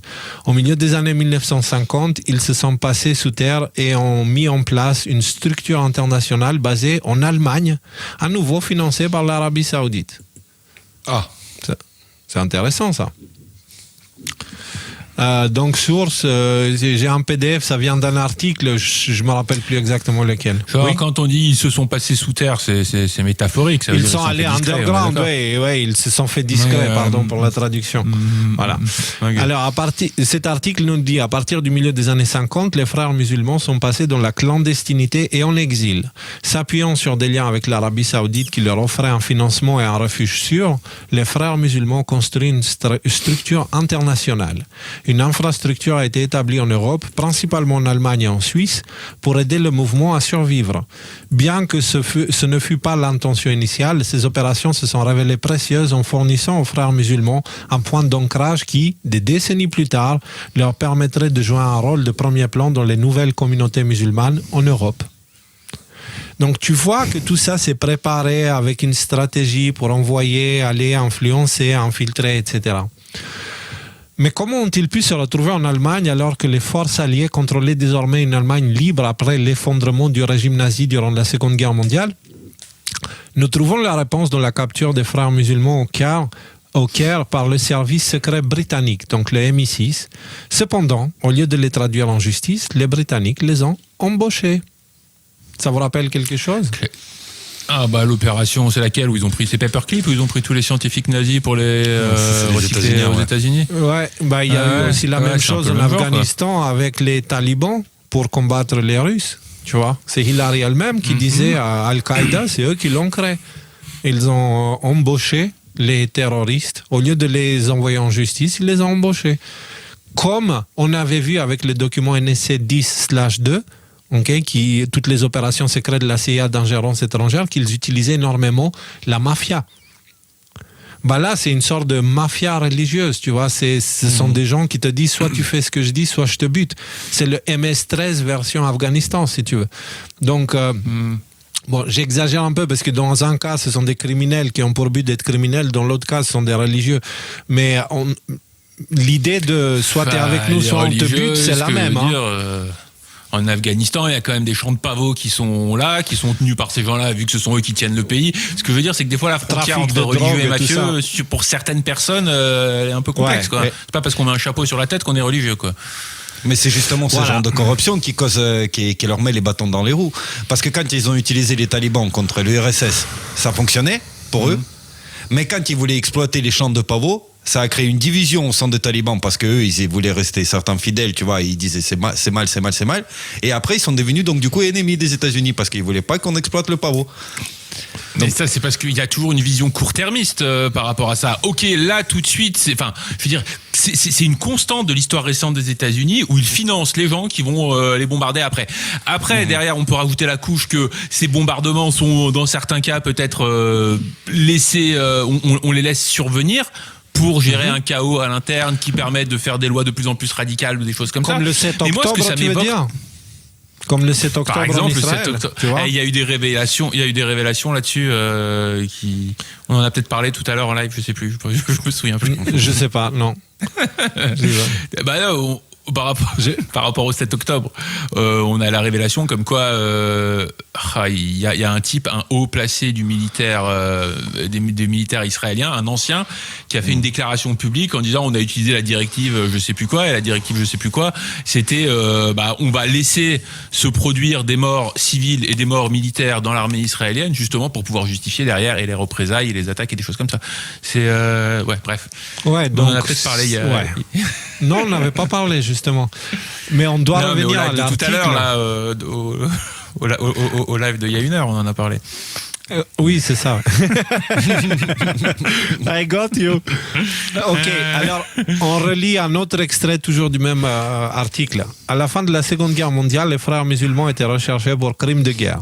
Leurs agents du renseignement allemand ont été capturés au Caire. Tout le réseau a été démantelé par les services secrets britanniques, puis un événement terrible s'est produit. Au lieu de poursuivre les nazis, frères musulmans, le gouvernement britannique les a recrutés. Ils ont emmené tous les criminels de guerre nazis en fuite, d'origine arabe et musulmane, en Égypte, où ils ont été entraînés pendant 3 ans pour une mission spéciale. Les services secrets britanniques voulaient utiliser les fascistes des frères musulmans pour écraser le jeune État d'Israël en 1948. Peu de personnes au Mossad étaient au courant, mais de nombreux membres des armées arabes et des groupes terroristes qui ont tenté d'étrangler l'État d'Israël naissant étaient les nazis arabes, des frères musulmans. Là, je comprends plus rien, là, en fait. Parce qu'en gros, ce seraient les Britanniques qui auraient fomenté une religion pour écraser Israël, mais je croyais que c'était les Britanniques qui étaient à l'origine, justement, de la mise en place des communautés juives sur les frères d'Israël. Attends, réfléchis stratégie à long terme. Paumé, là. Que l'État d'Israël réussisse ou pas à se défendre, il faut créer une menace suffisamment importante pour Israël, pour justifier par la suite que Israël soit un État ultra-militariste, extrêmement armé, et que même il ait la bombe nucléaire. Ce qu'il a eu par la suite. Reçoit le soutien inconditionnel des pays qui ont fait la promotion de sa création. Donc, la menace des frères... Avec une mentalité comme ça, comment vous voulez qu'on s'en sorte et qu'on arrive un jour à la paix Je veux dire, c'est désespérant, en fait. C'est désespérant. C'est en truc un peu positif. En faisant ce qu'on fait là, en parlant et en faisant... Et là, ce qu'on est en train de montrer, c'est que toute la menace musulmane contre l'État d'Israël est une création qui vient des mêmes qui ont créé l'État d'Israël. Et cette menace musulmane a permis l'utilisation de l'État d'Israël comme une base pour la CIA, pour l'Occident, etc. Donc, tu vois, les gens, ils ont l'impression, j'entends beaucoup, ils ont l'impression que c'est l'Israël qui est derrière tout ça, tu vois. Non, ce n'est pas l'Israël, ce sont des gens encore au-dessus qui utilisent tout ce qui existe et qui peut être utilisé dans le subconscient collectif pour mener à bien leur mission. Ces gens-là, ils en ont rien à foutre des Juifs, ils en ont rien à foutre d'Israël, ils en ont rien à foutre des Américains, des Français, des Albanais, des Turcs, tout ce que tu veux. Donc il ne faut pas séparer, c'est Israël le méchant et c'est la France le gentil. Non, si tu commences à séparer comme ça, dans ce cas, ça fait de toi quelqu'un de responsable de toutes les actions de Macron et tu ne l'es pas forcément. Tu vois, dans ce cas, il faut jamais mettre la responsabilité des actes des leaders politiques sur les épaules de la population. C'est vraiment pas intelligent. Et là, on voit tout l'échiquier, en fait, comment il est placé, depuis quand il est placé, et comment il est placé aussi dans le temps. C'est fou. Alors, comment cela s'est-il déroulé? Les Britanniques ont vendu les frères musulmans à la CIA. Non seulement cela, mais certains membres des frères musulmans ont été évacués vers l'Arabie Saoudite. Là, on lit un truc Canada Free Press. Ce que quand les Britanniques quand ils disent vendu, c'était vendu comme on vend un pain au chocolat ou vendu plutôt ils les ont trahis? Non, ils ont été vendus, genre, on vous les donne, faites ce que vous voulez avec eux, juste payez-nous de l'argent parce qu'on vous les a préparés, quoi. Ok. Donc là, on lit un article de Canada Free Press qui dit « Ce que les Britanniques ont fait ensuite, c'est qu'ils ont vendu les nazis arabes aux prédécesseurs de ce qui est devenu la CIA. Cela peut sembler stupide, voire maléfique, mais cela s'est bien produit. L'idée était d'utiliser les nazis arabes au Moyen-Orient comme contrepoids aux communistes arabes. Tout comme l'Union soviétique finançait les communistes arabes, nous allions financer les nazis arabes pour les combattre. Beaucoup de courses secrètes ont eu lieu. Nous avons gardé les frères musulmans sur notre liste de paix. Mais les Égyptiens sont devenus nerveux. Nasser a ordonné que tous les membres des frères musulmans quittent l'Égypte ou soient emprisonnés et nous allions tous les exécuter. Dans les années 50, la CIA a évacué les nazis des frères musulmans vers l'Arabie Saoudite. Une fois arrivés en Arabie Saoudite, certains des leaders influents des frères musulmans, comme Azam, sont devenus enseignants dans les madrasas, les écoles religieuses. Là, ils ont fusionné les doctrines du nazisme avec ce culte islamique étrange, le wahhabisme. Et voilà Et voilà, les frères musulmans et leur doctrine nazie se sont enracinés dans les écoles d'Arabie Saoudite. Ils avaient établi une base en Allemagne pour opérer à l'international et étaient prétendument financés à la fois par la Maison des Saouds et par la CIA. La CIA et l'Arabie Saoudite estimaient tous deux qu'il était acceptable de financer et d'héberger un groupe dont les origines remontent à 1928 avec Adolf Hitler. Tu cherches quelque chose ? Ouais, je cherche, Grok, quels sont les principes du wahhabisme. Donc, je regarde un petit peu qu'est-ce qui me... Donc, le unicité avec Dieu, adhésion stricte à l'islam primitif, rejet de l'innovation, djihad, commandement du bien et interdiction du mal, obéissance aux gouvernants, puritanisme et simplicité, éducation et propagation de la foi. Puis bon, après, il y a du détail que je suis pas allé lire, mais je voulais savoir qu'est-ce qui sortait si on tape. Tu vois, les croisades. C'était des chrétiens extrémistes radicaux qui ont fait et qui ont participé à brûler des gens parce qu'on disait que c'était des sorcières. Tu vois ? Et en fait, ils le faisaient en nom du bien, en nom du Christ et tout ça. Là, c'est un peu l'équivalent. Parce que c'est pas l'Inquisition, tu confonds pas l'Inquisition et les croisades ? Oui, c'est là, pardon, l'Inquisition. C'est un peu la même chose, en fait, si tu veux. Parce que si tu regardes ce qu'ils font, ils décapitent les gens parce que, je sais pas, l'autre, il a quitté sa femme et ils ont tué sa femme avec des pierres. Enfin, c'est vraiment... c'est une autre planète, quoi. Et donc, il justifie tout ça avec la religion, justement. Ok. En note intéressante, John Brennan, le directeur de la CIA de 2013 à 2017 et de 96 à 99, a servi en tant que chef de poste de la CIA en Arabie Saoudite. Certains disent qu'il s'était converti au wahhabisme. Entre parenthèses, on a une vidéo de John Brennan qui parle couramment arabe dans une conférence. Je suis pratiquement sûr que je peux vous la retrouver. Je dois l'avoir en local sur mon ordinateur. Donc voilà, John Brennan parle couramment arabe. Voilà. Là, on a un autre article, c'est l'Interpid Report qui dit « Quelques semaines avant que le Sénat ne vote pour confirmer Brennan au poste du directeur de la CIA, l'ancien agent du FBI John Guandolo a révélé que Brennan s'était effectivement converti à l'islam wahhabite alors qu'il était chef de station de la CIA à Riyad. Guandolo a cité Brennan disant qu'il s'émerveillait de la majesté du Hajj. Le Hajj est le pèlerinage musulman à la Mecque réservé uniquement aux musulmans dévots. Etc., etc., vous avez compris. Un site web connu pour être financé par le CIA. Bref. Les seuls endroits où l'on trouve des wahhabistes pratiquants sont les talibans en Afghanistan et certaines régions d'Arabie Saoudite. Et maintenant, on va parler des... Le bureau de direction de la CIA, apparemment, aussi en fait partie, puisque John Brennan, ancien directeur de la CIA quand même, ancien directeur de la CIA converti au wahhabisme, c'est... faut l'encaisser quand même, c'est là comme nouvelle, quoi. Et il y a des influences, mais encore une fois, ne pensez pas que ces gens-là sont des musulmans, premièrement. Deuxièmement, dans le wahhabisme, il y a beaucoup de gens qui sont tombés dans cette foi, qui sont des gens qui ne font pas partie de tout le complot. Ils sont juste tombés dans le panneau, tu vois. Ils partent avec des bonnes intentions. Parce qu'il n'y a pas le choix d'être que wahhabite en Arabie Saoudite aussi, tu vois. Il y a un peu de ça, mais il y a des gens qui sont blessés, qui cherchent des solutions, et puis eux, ils viennent et ils te présentent ça comme une solution. Comme ils embauchent des gens dans les gangs, tu vois. Donc, ils prennent ceux qui sont fragiles, et puis ils leur disent nous, on va faire de toi quelqu'un de fort, vas-y, viens, et puis ils se sentent en sécurité. Et puis, donc, ce que j'essaie de dire par là, c'est que musulman n'est pas égal wahhabiste, wahhabite n'est pas forcément égal à une mauvaise personne. Par contre, le wahhabisme en soi a été construit par ces entités qui en viennent de parler avec des objectifs spécifiques.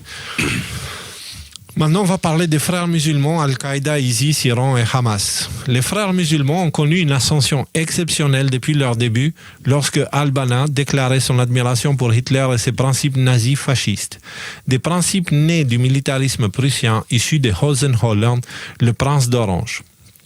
Et, rappelez-vous, Trump qui avait dit nous devons atteindre les oranges de tout cela, c'est l'erreur qu'il avait fait d'origine. Les frères musulmans ont été effectivement utilisés par la CIA pour mener des campagnes en Afghanistan contre les soviétiques. Ils se faisaient appeler Maktab al-Khidimat il-Mujahedin. Cela a donné naissance à Oussama Ben Laden, qui fut formé par les nazis en Arabie Saoudite.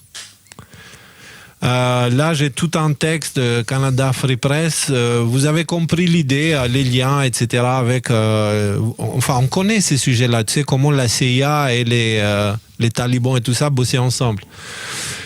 Il n'est pas nécessaire de revisiter chaque détail du terrorisme infligé par l'islam radical. Ce qui est crucial à comprendre, c'est que ces racines sont nées dans l'idéologie nazie et qu'ils ont été aidés et encouragés par le MI6 et la CIA et l'Arabie Saoudite. Une misère indicible s'est abattue sur le monde entier car ils n'ont reculé devant rien dans leur quête d'un super-État islamo-fasciste. Au cœur de presque tous les groupes islamiques radicalisés se trouve une idéologie guidée par les frères musulmans. Là, on lit un extrait d'un autre article, Counter-extremism à l'intérieur de la fraternité. Ça, on va le lire. Avant d'accéder aux plus hautes fonctions de l'État islamique, d'Al-Qaïda, Abu Bakr al-Baghdadi, Oussama Ben Laden et Ayman al-Zawahiri appartenaient à un précurseur idéologique commun, les frères musulmans.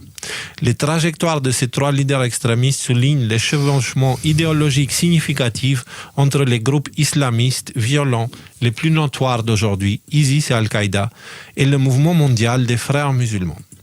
En commémorant le 70e anniversaire des frères musulmans, Youssouf Al-Qaradawi a écrit que la confrérie n'est pas seulement le plus grand mouvement islamiste, elle est aussi la mère de tous les mouvements islamistes. En tant que précurseurs du mouvement islamiste moderne, les frères musulmans ont eu une influence profonde sur le système de croyances qui alimente Al-Qaïda, ISIS et la République islamique d'Iran. Malgré leurs désaccords, ces groupes partagent des fondements idéologiques basés sur les écrits de l'idéologue des frères musulmans. Rudy, ton nez. Pardon.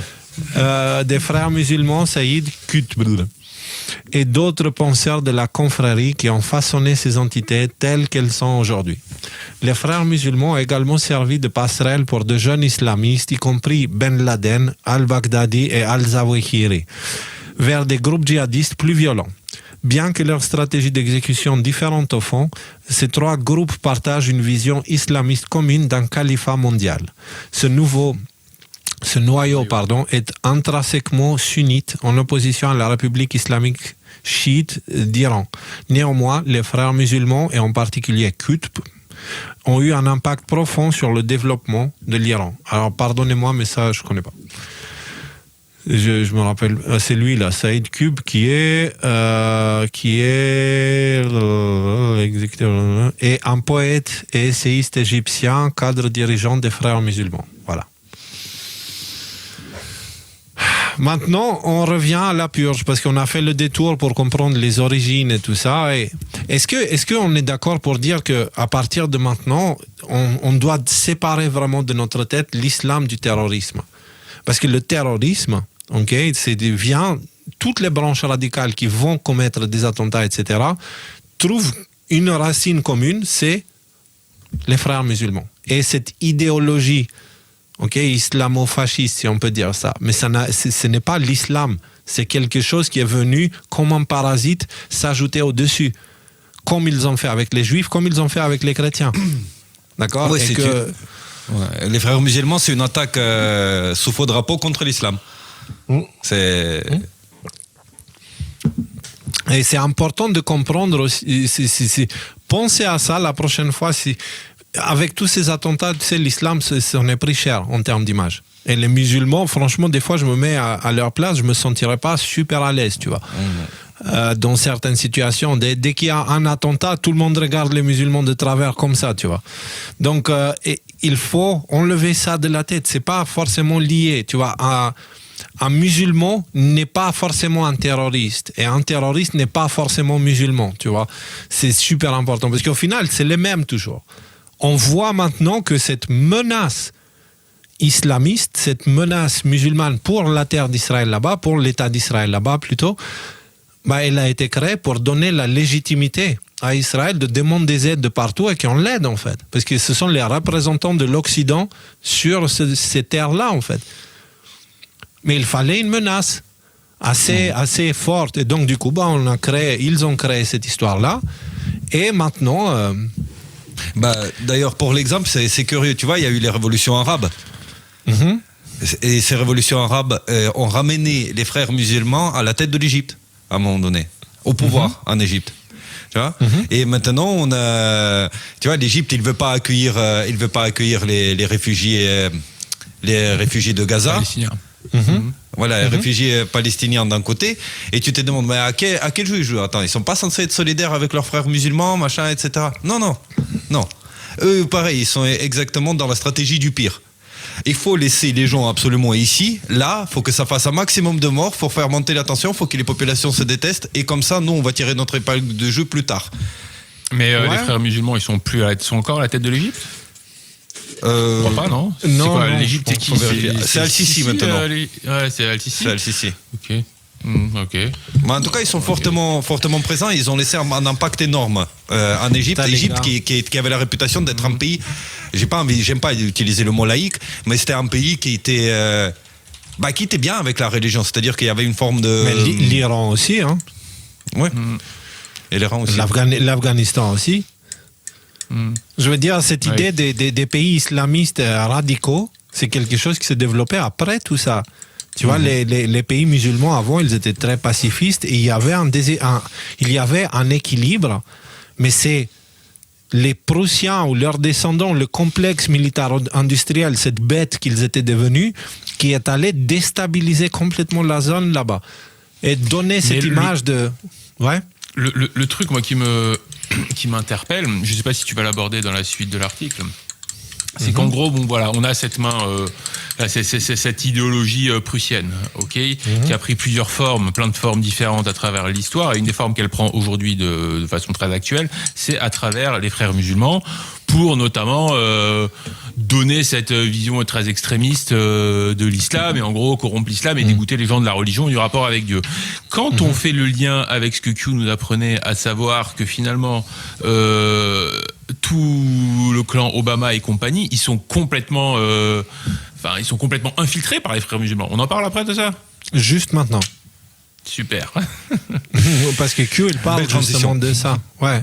Justement, Q parle de tout ça, et c'est pour ça qu'il y a un lien avec ce que Trump fait aussi. Mais encore une fois, je vous dis, Trump fait toutes ces choses-là, mais j'espère que vous arrivez à suivre les différentes couches de lecture qu'il y a dans ces émissions, Parce que d'un côté, on parle de Trump, et de l'autre côté, on parle des Prussiens, Et on parle de leur méthode ils ne laissent jamais aucune guerre se faire avant d'avoir infiltré le camp en face pour le contrôler. Et donc, normalement, si vous suivez tout ça, vous devez avoir compris déjà qu'au-dessus de Trump et au-dessus de l'État profond, il y a encore une autre force à l'œuvre. Et dans la Bible, ou dans les textes prophétiques, il te dit que ce ne sont pas des humains qui sont à l'origine de ce qui se passe. Ce sont des forces... Précision importante, Léo, quand tu dis au-dessus de Trump, au-dessus de l'État profond, il y a une force, mais c'est pas la même force. Ce sont deux forces différentes, au-dessus de Trump et au-dessus de l'État profond. Alors, si, c'est ce que j'ai toujours dit en fait. C'est ce que j'ai toujours dit depuis le début, c'est que, attention, ce qui se passe là avec, les nationalistes et les globalistes, ce sont deux bras d'un même corps qui tirent l'humanité à chaque fois, chacune dans son côté. C'est une métaphore. Ce sont des forces spirituelles, il faut les comprendre comme des conséquences causales de l'évolution qu'on a fait. Ce ne sont pas... Je ne peux pas l'expliquer autrement, en fait, tu vois. Mais Trump lui-même et et les patriotes, ils sont en train de créer aussi un narratif, tu vois. Ils sont en train de tirer le monde vers le nationalisme. Le monde entier est en train de revenir au nationalisme. Et pourquoi le monde revient au nationalisme? En tant que réaction à un globalisme effréné, destructeur et tout ça, tu vois. Mais il faut savoir que si maintenant les nationalistes sont en train de gagner, ils sont inévitablement infiltrés. Pourquoi tu penses que Trump insiste à ce point, et on a eu toute cette période de 8 ans de nettoyage de son entourage, etc. Parce que l'infiltration, Et même du côté de Trump et de son administration et tout ça, qui est infiltré et probablement beaucoup moins infiltré aujourd'hui qu'en 2016, ça c'est certain. Mais même au niveau de nous, là, les petites gens, les petites mains derrière, là, qui allons sur Twitter pour essayer de prêcher la bonne information, on va dire. Ce que je veux dire, c'est que des infiltrations, de l'opposition contrôlée. Opposition contrôlée, c'est devenu l'insulte de base, quoi. Tu vois, mais toi, de toute façon, t'es opposition contrôlée. De toute façon, t'as dit ça, t'es opposition contrôlée. Alors, et donc, d'une certaine façon, d'un point de vue spirituel, j'entends, hein, pas des pouvoirs du monde. D'un point de vue spirituel, Trump, c'est de l'opposition contrôlée. Et il sert une cause spécifique. Il est la réponse à la révolution. Tu sais, on a expliqué de ce scénario où il crée le problème. Il fait en sorte à ce que les gens demandent une solution et après, il t'offre la solution. Okay? Pourquoi ça ne s'appliquerait pas à Trump, ça? Qu'est-ce que Trump est en train de faire? Tu vois? Donc, ce que je veux dire par là, c'est qu'on doit vraiment garder les yeux bien ouverts pour éviter de retomber sur un énième piège des Prussiens teutonico-ésotérico-magiciens noirs de mon cul sur la commode. Tu vois ce que je veux dire? On voit tout à fait ce que tu veux dire. Après, que tu proposes ça comme une... Ça veut pas dire qu'il est conscient de ça, ça veut pas dire que toutes ces choses-là sont faites dans la mauvaise volonté, etc. Encore une fois, tu sais, je ne pense pas binaire, je ne pense pas blanc ou noir. Je pense causalité d'êtres humains conscients, causalité d'êtres humains inconscients. Voilà. Je comprends. Ce que je veux dire, c'est que si jamais le message, c'est que vu que ça s'est passé tellement de fois dans le passé, il faut être hyper vigilant à que ça se reproduise pas dans le futur et du coup de pas donner toute notre autorité. Là, je suis complètement d'accord. Et parce que je sais, en fait, je veux dire, cette conversation, toi et moi, on l'a eu genre quantité de fois, en live et pas en live et tout ça. Donc, c'est pas à toi que je parle, en fait. Je parle à notre public de quand tu dis ça. Il y a un certain nombre de petits détails qu'il faut bien comprendre. Tu n'affirmes pas que Trump, c'est une opposition contrôlée, puisque ce serait un petit peu ridicule de le faire, vu que toi et moi, on est allés en débat pour aller justement débattre contre une personne qui affirmait que Trump c'était de l'opposition contrôlée avec l'opération Warp Speed et tout ça. Voilà. Par contre, soyons vigilants. C'est pas Trump le nouveau berger qu'il faut suivre. Tu sais là, comment il s'appelle, le joueur de flutio du Hamelin là. Tu sais, le mec qui joue de la flûte et il y a tous les animaux qui se jettent dans le précipice. Voilà. N'écoutons pas trop les flûtes. Quand tu as dit opposition contrôlée ou pas, la façon la plus simple de ne pas être traité d'opposition contrôlée, elle n'est pas forcément être dans l'opposition. Tu vois, et moi, quand je pense à ça, je pense au Christ. Est-ce que Christ, il est venu renverser les Romains, le pouvoir romain à l'époque en Israël? Non. Est-ce qu'il est venu, il a tué la domination des pharisiens et tout ça? Non. Il a dit ceux qui veulent me suivre. Quand même. Ou ça? Oui, dans dénoncer, oui. Mais il n'a pas été à la supprimer. Et c'est super intelligent ce que tu dis, Nico. Merci, continue. Voilà, il a dit pour ceux qui comprennent et ceux qui veulent, suivez-moi dans les collines, suivez-moi dans les champs, suivez-moi sur les rivières. Ça, pour moi, c'est la vraie résistance. La résistance à la tentation de Babylone, tu vois, qui nous fait la danse du ventre, tu vois. Ça, c'est pour moi la vraie résistance du Christ. C'est pour ça qu'il est le chemin à suivre, dans le sens, dès que tu entres dans un camp, tu as un autre camp en face, donc tu es en séparation. Tu vois ce que je veux dire? Donc c'est pour ça que je te dis, Trump, c'est un bras. Enfin, les nationalistes, c'est un bras, les globalistes, c'est l'autre, mais ils font partie d'un même corps. L'autre, il te dit, non, ne vous séparez pas comme ça, en fait. Que chacun fasse selon son libre arbitre, mais que chacun soit conscient que leurs choix ont des conséquences. Tu vois? Et donc, après, essayer de ne pas œuvrer sous une étiquette. Tu vois, la seule étiquette que nous devrions avoir, c'est celle de l'humain. La seule. Pas d'étiquette nationale, pas d'étiquette culturelle, pas d'étiquette... tu vois, ça, ce sont des choses qui peuvent décrire notre être temporaire, mais nous ne devrions jamais nous identifier à ça, identifier les autres à ça. Et tout ce qui va dans ce sens-là, c'est de l'opposition contrôlée. C'est pour ça que je te dis d'un point de vue spirituel, Trump est de l'opposition contrôlée parce qu'il est dans le camp adverse aux globalistes. Mais du coup, tu vois ce que je veux dire? Ouais. Après, contrôler, le problème, c'est que quand tu dis contrôler, c'est que tu poses nécessairement la question, mais qui est-ce qui contrôle, du coup, tu vois? Et là, on est, effectivement. C'est ça que je dis. On peut comprendre ça. Voilà. Ok. On reprend? On avance. est où de l'article? On juste vers la fin. On arrive au la Trump. fin. On arrive au Trump. On arrive au présent. Trump, les frères musulmans et la grande pure Ben Salman et les frères musulmans et la grande pure saoudienne. Pour résumer, les frères musulmans ont été fondés en 1928 dans le cadre d'une alliance naissante avec Adolf Hitler et l'idéologie nazie. Suite à l'alliance formelle avec Hitler, 2 divisions SS ont été établies. Initialement, les frères musulmans étaient financés par les avoirs confisqués aux juifs persécutés. Après la Seconde Guerre mondiale, les frères musulmans furent financés par l'Arabie Saoudite et la CIA. Au cours des 100 dernières années, les frères musulmans ont engendré de nombreux groupes islamiques radicaux terrorisant le monde. Donc, l'aspect peur dans le triangle, vous comprenez? L'Arabie Saoudite semble disposer d'opérateurs qui non seulement ont financé les frères musulmans, mais les ont également intégrés dans le système éducatif, endoctrinant de nombreux jeunes dans une version sectaire de l'islam, le wahhabisme. D'ailleurs, ce qui est super intéressant à noter, c'est que tous les féministes d'aujourd'hui, ils ne disent rien, en fait, qu'une femme, elle peut être tuée, caillassée, parce qu'elle s'est fait violer. C'est-à-dire, elle n'a rien demandé à personne, elle se fait violer et elle se fait punir pour le viol qu'elle a subi. Là-bas, et les féministes, ils ne parlent pas de ça, tu vois, les féministes modernes. Non. Voilà, donc il faut comprendre pourquoi. Parce que ce sont les mêmes entités qui tirent les ficelles des féministes modernes qui sont derrière ceux qui tirent les ficelles de la radicalisation religieuse, où qu'elle soit. Où qu'elle soit. Parce que ce que font les wahhabistes avec l'islam, l'État d'Israël le fait avec sa population. Il les pousse à la radicalisation. Ils élèvent des paranos.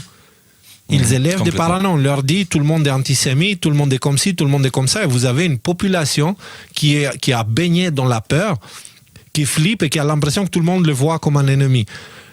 Je ne pense pas que ça aide qui que ce soit, ça. Tu vois? Parce que ça génère d'être radicaux, d'être extrémistes qui se disent, qui peuvent finir avec des idéologies malades. Alors, les racines des frères musulmans vous en disent long. Ils étaient fascistes. C'est l'idéologie derrière le nazisme, derrière tout ça, c'est le fascisme. Fais comme je dis et ferme-la, c'est ça. Les frères musulmans étaient la face moderne de l'État militant qu'était la Prusse. La purge en Arabie Saoudite en 2017 semble être bien plus significative que de simplement retirer les finances à quelques milliardaires. C'était une déclaration visant à purger le fascisme de son pays complètement. Trump a salué la décision saoudienne, tandis que les médias mainstream détestaient celle-ci, qualifiant Mohammed Ben Salman de nationaliste. Voilà. Donc, Trump qui avait publié un post qui dit « J'ai une grande confiance en le roi Salman et le prince héritier d'Arabie Saoudite. Ils savent exactement ce qu'ils font. » Et l'Atlantique qui a dit « Le sombre nationalisme de l'Arabie Saoudite. » Ça ne les dérange pas, tu sais, le wahhabisme et les lois extrêmes et tout ça, c'est pas le fait de lapider les gens, etc., ça ne les dérange pas. Mais tiens, Rudy, ça va commencer à te plaire, là. Ce serait intéressant de... Moi, je sais pas si on a des renseignements là-dessus, mais comment ils s'y sont pris pour faire cette purge? Parce que ça ne devait pas être... soit ils ont fait ça à la barbare, c'est-à-dire, Ben Salman, il a le pouvoir militaire, il a envoyé les troupes fidèles pour aller faire du nettoyage... Moi, j'aimais l'hypothèse, on a parlé dans Révélation 0 de l'apocalypse quantique. C'est-à-dire, quelqu'un qui a un ordinateur quantique avec une super extraordinaire IA générale qui est capable de résoudre, de trouver tous les mots de passe de tous les systèmes sécurisés. C'est-à-dire, il n'y a aucune forme de cryptographie qui peut fonctionner. Et tu débarques dans le pays et tu dis, vous savez les gars, soit on va faire comme je dis, soit demain, vous n'avez plus d'État. C'est même pas une question, on va vous bombarder. Vous n'avez plus d'État et vous ne saurez pas d'où ça vous est venu. Parce qu'on sait tout sur tout le monde, dans tout ce que vous faites. Et donc, soit vous faites ce que je dis, en gros, ils vont vainqueurs. Et il n'y a même pas de négociation. Tu vas faire ce que je dis, tu vas fermer ta gueule, parce que je vais te faire tomber le pays en entier sans que tu puisses prouver que c'est moi qui l'ai fait. Et pas seulement ça, mais je ferai en sorte que toi, personnellement, t'en chies le plus. Ça ressemble parfaitement à Trump, ça. C'est pour ça qu'on a mis ça à Révélation 0, parce que c'est la base, tu vois, c'est si une telle technologie existe, et je pense que ça existe, parce qu'aujourd'hui, les ordinateurs quantiques existent, ça veut dire que l'armée les a depuis 40 ans, et les intelligences artificielles existent aujourd'hui, elles sont assez performantes, ça veut dire que l'armée les a depuis 40 ou 50 ans. Donc ça veut dire, voilà, c'est... On revient. Le prince héritier Mohammed Ben Salman savait exactement ce qu'il déclarait et qui était de son côté. Les frères musulmans étaient expulsés de sa nation. Le fascisme avait subi une défaite majeure et cela a rendu certaines personnes puissantes très nerveuses. Peut-être pour ça qu'il y a aussi cette vague d'immigration massive dans laquelle il y a des agents dormants radicaux, tu vois. Ah bah c'est une des raisons, c'est certainement ça, oui. C'est d'avoir toutes ces cellules que tu peux activer comme ça quand tu veux, quoi. Non, pas que ça, c'est qu'ils ont été expulsés de là-bas. Et du coup, ils ont créé cette idée de vague d'immigration pour pouvoir les placer à d'autres endroits, tu vois, à travers les vagues d'immigration. Connexion étrange, Rudy, c'est pour toi. Plusieurs questions cruciales se posent à la suite de ces recherches. Le prince Al-Walid bin Talal a-t-il payé l'éducation d'Obama à la Harvard Law School dans les années 90 ? Obama était-il préparé pour un rôle dès cette époque? Bin Talal faisait-il partie de l'ennemi invisible? Obama comprenait-il avec qui il s'associait? Brennan s'est-il converti au wahhabisme, une idéologie islamique aux origines nazies? Qu'en est-il de l'assistante de longue date de Hillary Clinton, Huma Abedin, dont la famille était composée de membres de haut rang des frères musulmans? Vous comprenez Huma Abedin, c'est marqué sous la photo, ancienne femme d'Anthony Weiner, qui est connectée au scandale Pizzagate d'une manière ou d'une autre, donc voilà. Qui était la secrétaire d'Hillary Clinton quand même. Enfin, elle était. Son aide, alors c'est-à-dire vraiment son bras droit, quoi. Hein. C'est pas juste la secrétaire qui prend les rendez-vous, quoi. Quelle était l'influence de Huma? Tu voulais dire quelque chose, Nico, pardon? Oui, juste un truc. Et à savoir que maintenant, elle sort avec fils de Soros, quoi. Qui n'oubliez pas, qui était le juif, qui lui a vu lui-même, qui est allé saisir les biens des juifs à l'époque quand il était gamin, et son fils, il sort maintenant avec une nana qui est la fille, bon je sais pas, on va le dire de toute manière là tout de suite. Il sort, qui est la fille d'un haut dignitaire des frères musulmans. C'est vrai qu'ils ont une relation publique affichée, donc après qu'il sort avec. Huma Abedin et Soros. Ouais, Alexandre Soros, ils sont en couple officiel, ouais. Non, mais c'est quand même le gala du complotisme. La discrétion, la définition de la discrétion. Quelle était l'influence de Huma en 1996 lorsque Bill Clinton était encore président? Croyez-vous aux coïncidences? Donc, vous avez ici The Hill qui écrit les liens de Huma Abedin avec les frères musulmans. C'est un média relativement mainstream. Qu'en est-il d'Angela Merkel? Les autorités allemandes savaient-elles que la base internationale des frères musulmans se trouvait en Allemagne depuis toujours? Merkel était-elle également nerveuse? Peut-être est-ce juste une coïncidence que les frères Awan, qui étaient les hackers du DNC, soient pakistanais? Sur le front iranien, rappelons qu'Obama a envoyé des cargaisons d'argent à une nation dont les valeurs idéologiques sont étrangement similaires à celles des frères musulmans. Il est sûrement une simple coïncidence que la fille de John Kerry ait épousé un Iranien dont le garçon d'honneur lors du mariage était le fils du ministre iranien des Affaires étrangères. Donc en gros, mélange entre John Kerry. Voilà. Il est également une coïncidence que John Kerry négociait avec le même ministre iranien sur l'accord nucléaire. En gros, c'est la même famille qui fait les trucs, quoi, tu vois. Affaire de famille, la fille de John Kerry a épousé un ressortissant iranien. Le témoin était le fils du ministre iranien des Affaires étrangères. Qu'en est-il de la conseillère d'Obama, Valerie Jarrett, qui est née en Iran et parle le persan? C'est également une coïncidence fascinante que Jarrett ait travaillé pour Harold Washington, où elle a embauché Michelle Robinson, qui deviendra plus tard Michelle Obama. Apparemment, Michel a... Non, mais tu vois le truc, c'est ouf. Apparemment, Michel a été assigné comme mentor de Barack car ils étaient tous les deux allés à Harvard. Wow. Obama était-il la seule personne financée de manière aléatoire à Harvard par le prince Al-Walid bin Talal? Et donc là, vous avez un article de Trevor Loudon qui dit « La belle-fille de Vernon Valérie Jarrett a travaillé pour Harold Washington. Plus tard, elle a employé la fiancée de Barack Obama, Michelle Robinson, s'est liée d'amitié avec la famille et est devenue l'une des conseillères les plus fiables du président Obama. Blablabla, blablabla, ils ont eu le premier rendez-vous, etc., etc. Maintenant, section finale, les oranges du Moyen-Orient. Donc, quand on parle d'orange, c'est un jeu de mots pour dire les origines. C'est un voyage pour enquêter sur les oranges, donc les origines. D'autres documents de la série Prochagate traitent en profondeur de l'ascension de la Prusse en Europe, mais résumons la connexion avec l'Arabie Saoudite. Le prince d'Orange, la dynastie des Hohenzollern, était les rois de Prusse et plus tard les Kaisers d'Allemagne. La Prusse, comme l'a déclaré le comte de Mirabeau, n'était pas une nation avec une armée, mais une armée qui contrôle les nations. Mirabeau a également noté que la guerre est l'industrie nationale de la Prusse. Pensez au complexe militaro-industriel et tout ça, tu vois. Le militarisme teutonique, qui était la violente manière prussienne, s'était apparemment transformé en le règne cauchemardesque d'Adolf Hitler et de son régime nazi. Cette nation fut plongée dans une psychose de masse et contrainte de se soumettre au totalitarisme fasciste. Cela envoûta Al-Banna, qui ne souhaitait rien de plus que d'imposer ce fascisme au monde islamique.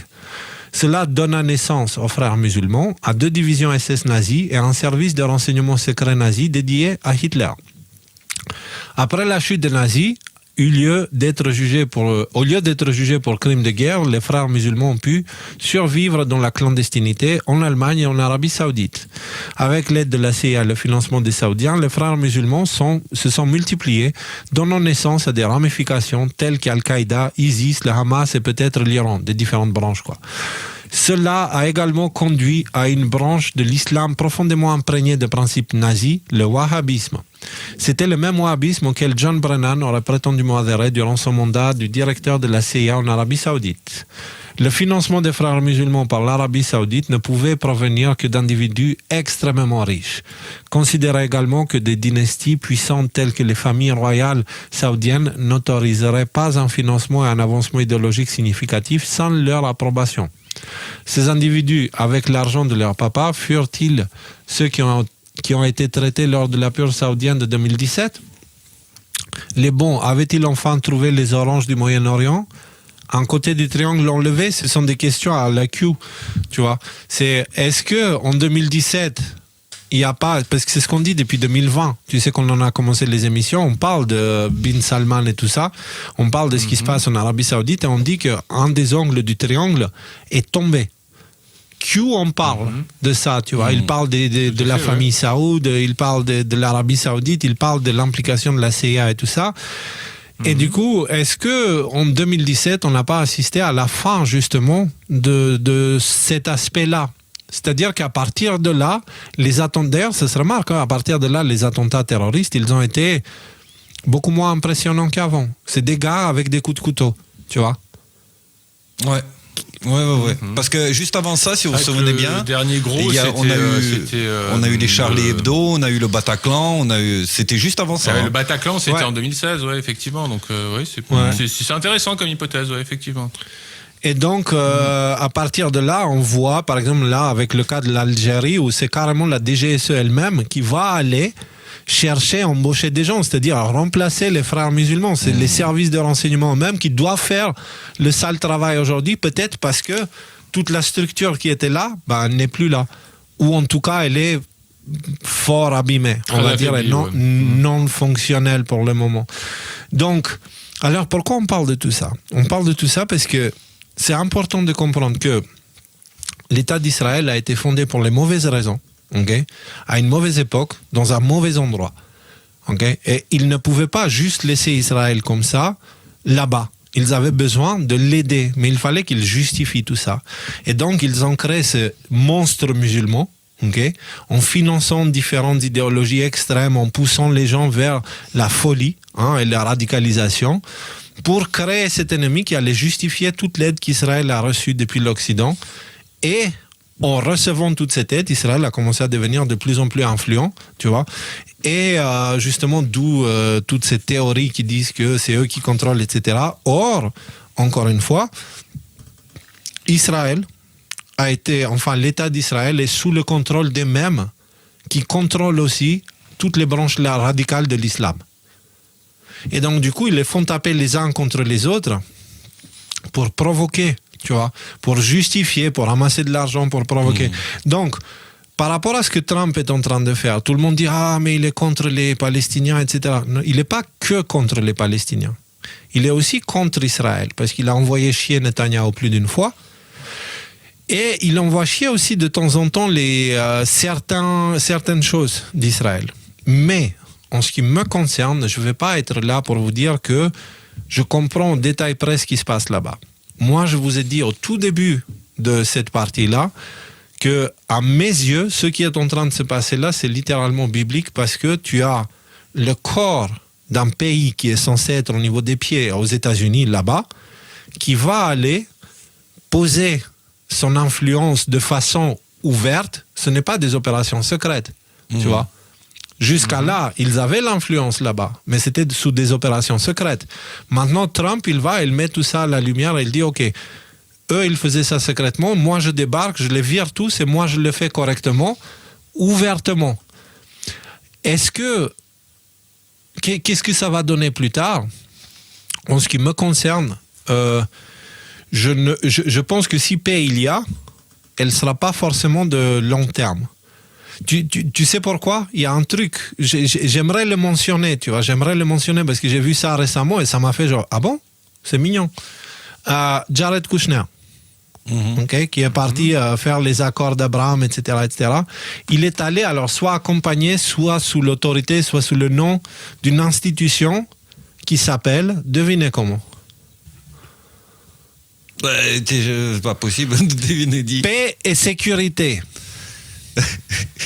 Ça s'appelle littéralement. Non, avec ET.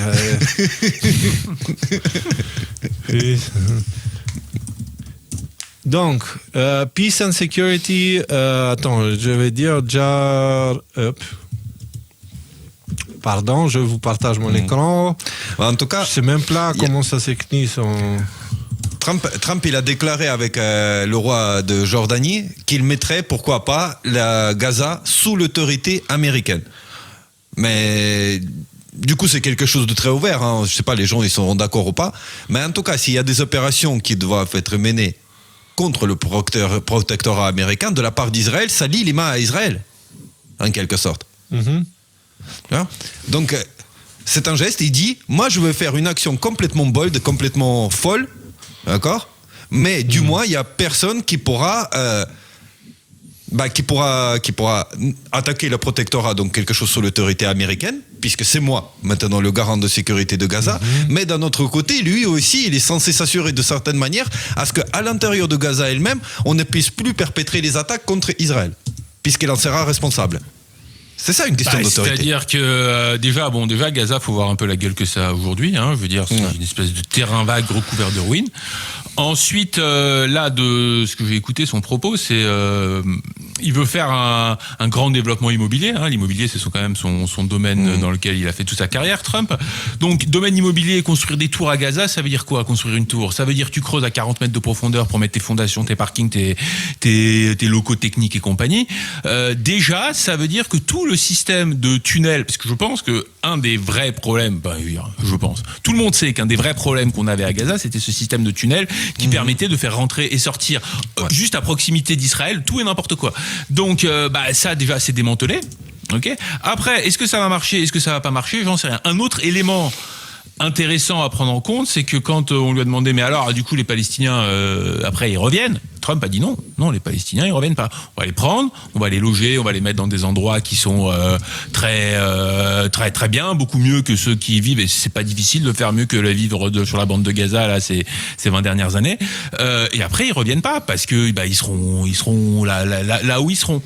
Le truc, moi, honnêtement, j'ai pas d'avis sur cette question-là. Je vais vraiment attendre de voir comment ça se passe. S'il y a un truc dont je suis sûr, c'est pour les gens qui aiment bien les jeux vidéo et le jeu vidéo Far Cry 3, hein, qu'est-ce qu'il disait, Vass, hein, et comme l'ont dit beaucoup de gens avant lui, si une des définitions de la folie, c'est de constamment faire la même chose et d'attendre un résultat qui soit différent. Ça fait combien 70 ans qu'on fait toujours la même chose, et ça fait 70 ans que c'est toujours le bordel sur la bande de Gaza, la Cisjordanie et compagnie, et que rien n'est réglé, et qu'il y a des gens qui meurent, et que le complexe militaro-industriel s'en fout plein les poches, et qu'on a des menaces de guerre mondiale et de conflits nucléaires tout le temps en permanence dans cette région-là. Là, ils tentent autre chose. Le résultat de cette autre chose, bah écoute, l'avenir nous dira qu'est-ce que ça vaudra, quoi. Ouais. Bah, en fait, je pense, tu sais, en général, ce qui se passe avec les Prussiens, c'est que quand il y a une guerre, ok, et cette guerre, elle est vraie. C'est pas que la guerre, elle est fausse. Et les choses qui sont exposées, elles sont vraies. C'est pas qu'elles sont fausses, tu vois. C'est juste, les vainqueurs sont déjà infiltrés avant que la guerre ait lieu. Tu vois, et moi, c'est sur ça que je garde mes yeux maintenant. Parce que si... Et les Prussiens, c'est l'État profond. Hein. Mais s'ils se laissent perdre là et entrent dans le conflit avec Trump, peut-être qu'ils ont déjà implanté l'infiltration, etc. Tu vois, j'attire juste l'attention sur l'importance de ne pas se dire c'est fini cette histoire, okay? De rester concentré à l'essentiel, que tant que vous n'avez pas un morceau de terre qui est libre d'impôts, okay? Et tant que vous dépendez d'un État pour votre santé et votre nourriture, ça veut dire qu'on a encore du chemin à faire. Okay? C'est que le chemin, qu'il y ait du chemin à faire. En tout cas, je pense que nous, tous les trois, autour de cette table virtuelle, on a fini par tomber d'accord là-dessus. Il n'y a pas de problème là-dessus. Après, qu'il y ait du chemin à faire n'est pas du tout équivalent à, en fait, Trump, c'est une ordure d'opposition contrôlée, qui sont des mots que, et moi, c'est pour ça que souvent, je te reprends pour essayer de préciser tes propos, Léo. J'ai peur qu'on te fasse les dire, ces propos-là, et je sais, moi, que tes propos sont bien plus nuancés que toi, et que se place sur une sphère spirituelle bien souvent, beaucoup plus que sur une sphère matérielle. Voilà. Et un troisième point, c'est que c'est un petit peu comme les médias mainstream et tout ça. Une fois que tu as compris l'arnaque, c'est vachement plus difficile de t'embrouiller, en fait. Tu vois, une fois que tu as compris que les médias mainstream te mentent, c'est beaucoup plus difficile pour eux de te mentir et de te tourner la tête. Une fois que tu as compris le système des Prussiens et des Ovenhofer, là où je sais plus comment ils s'appellent, qui vont essayer de t'infiltrer derrière, c'est beaucoup plus difficile de t'infiltrer derrière quand tu es vigilant avec le fait que ok, c'est comme ça qu'ils fonctionnent. Et moi, ce que je vois, c'est que ces gens-là, ces Prussiens qui ont fait toute leur, en tout cas de ce qu'on s'est raconté dans ces révélations, qui ont fait toute leur œuvre sous le sceau du secret. Cette œuvre ne pouvait fonctionner que parce que les gens ne savaient pas comment il fonctionnait. Aujourd'hui, celui qui les dénonce, c'est Trump, avec les fameuses oranges du complot. Alors, Rudy, tu veux que je te le dise différemment? Parce que là, je viens d'avoir cette idée. Vas-y. On est dans le film Matrix, ok? Alors, d'une certaine façon, Trump est l'équivalent de Morpheus, ok? Baron Trump, c'est l'équivalent de Neo, ok? De l'autre côté, l'agent Smith, c'est les globalistes. Okay? C'est l'État profond avec cette propagande, les fascistes qui ont la pensée unique, tu vois. Okay? Ok. Et la matrice, alors c'est qui le chef de la matrice? Alors, le chef de la matrice, et la matrice, justement, c'est ça que j'essaye de dire. Quand je dis que les nationalistes et les globalistes sont deux bras du même corps, ce corps-là, c'est la matrice. Et ce que j'aimerais rappeler à tout le monde, c'est que le sacrifice final de Neo, la seule chose que ça a permis, ce n'est pas la fin de la matrice. Ça a permis la sauvegarde de la matrice. Et ce film-là qui pense que Neo est un résistant, etc., non, ce film, il est très mal compris. À la fin, c'est la matrice qui gagne. Alors moi, ce que je vous dis, c'est que je ne suis pas de la matrice et je ne me battrai pas pour la matrice et je ne m'identifierai pas des entités de la matrice. Voilà. Ça se défend comme position personnelle.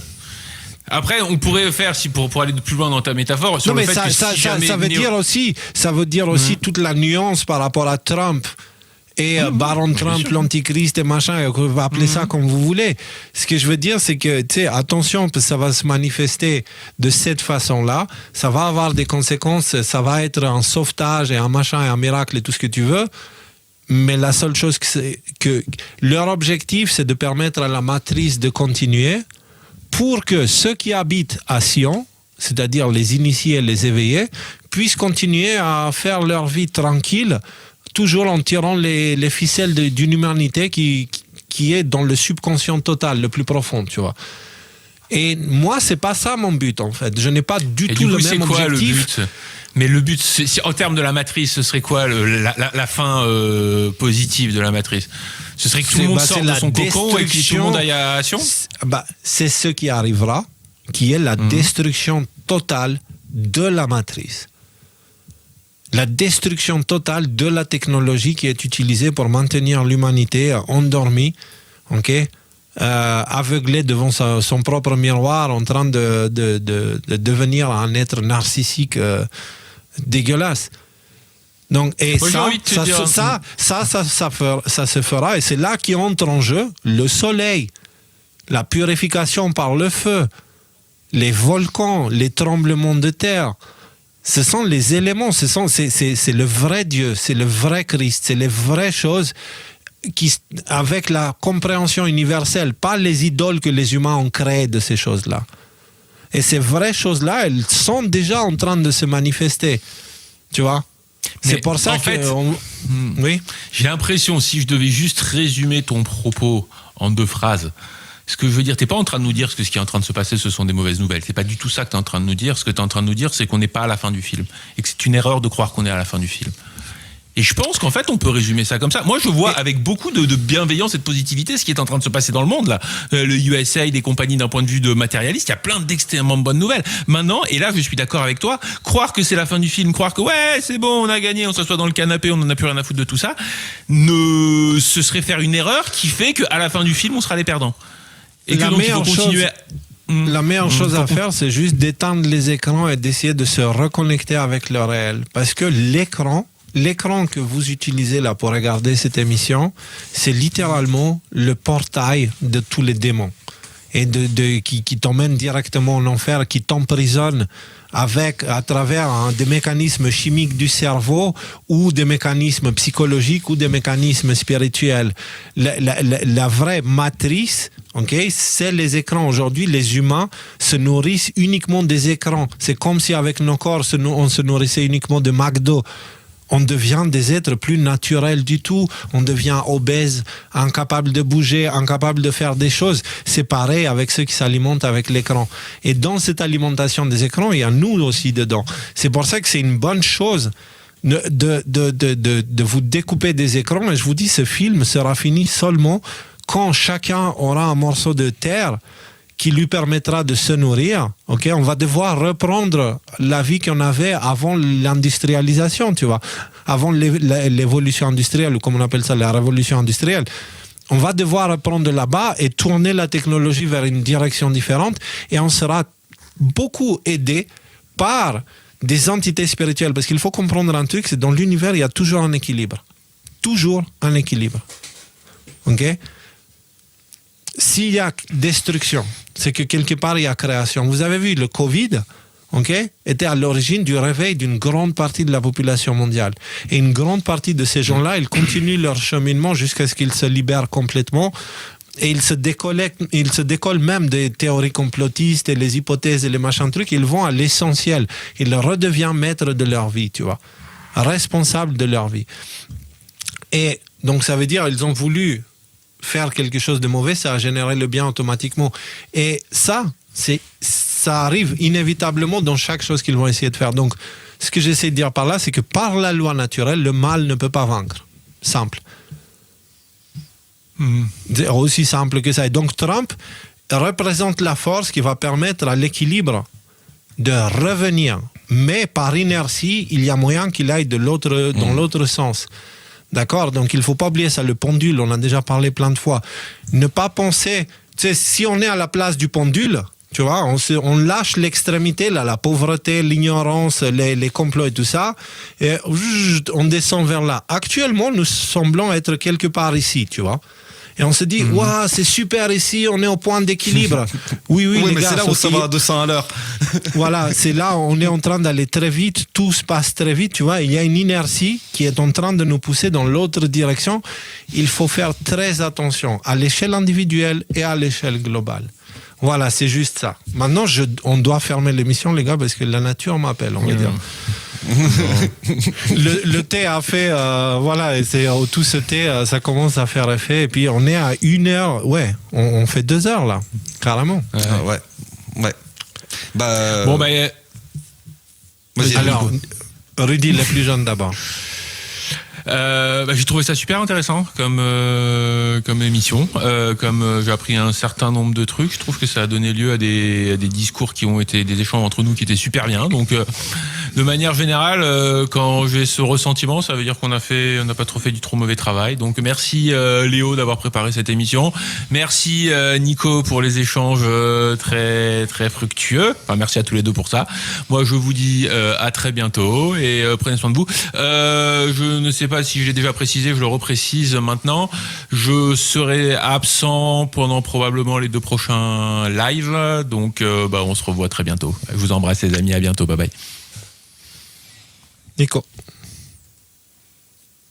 Pareil, moi je suis un peu comme Rudy. Superbe émission.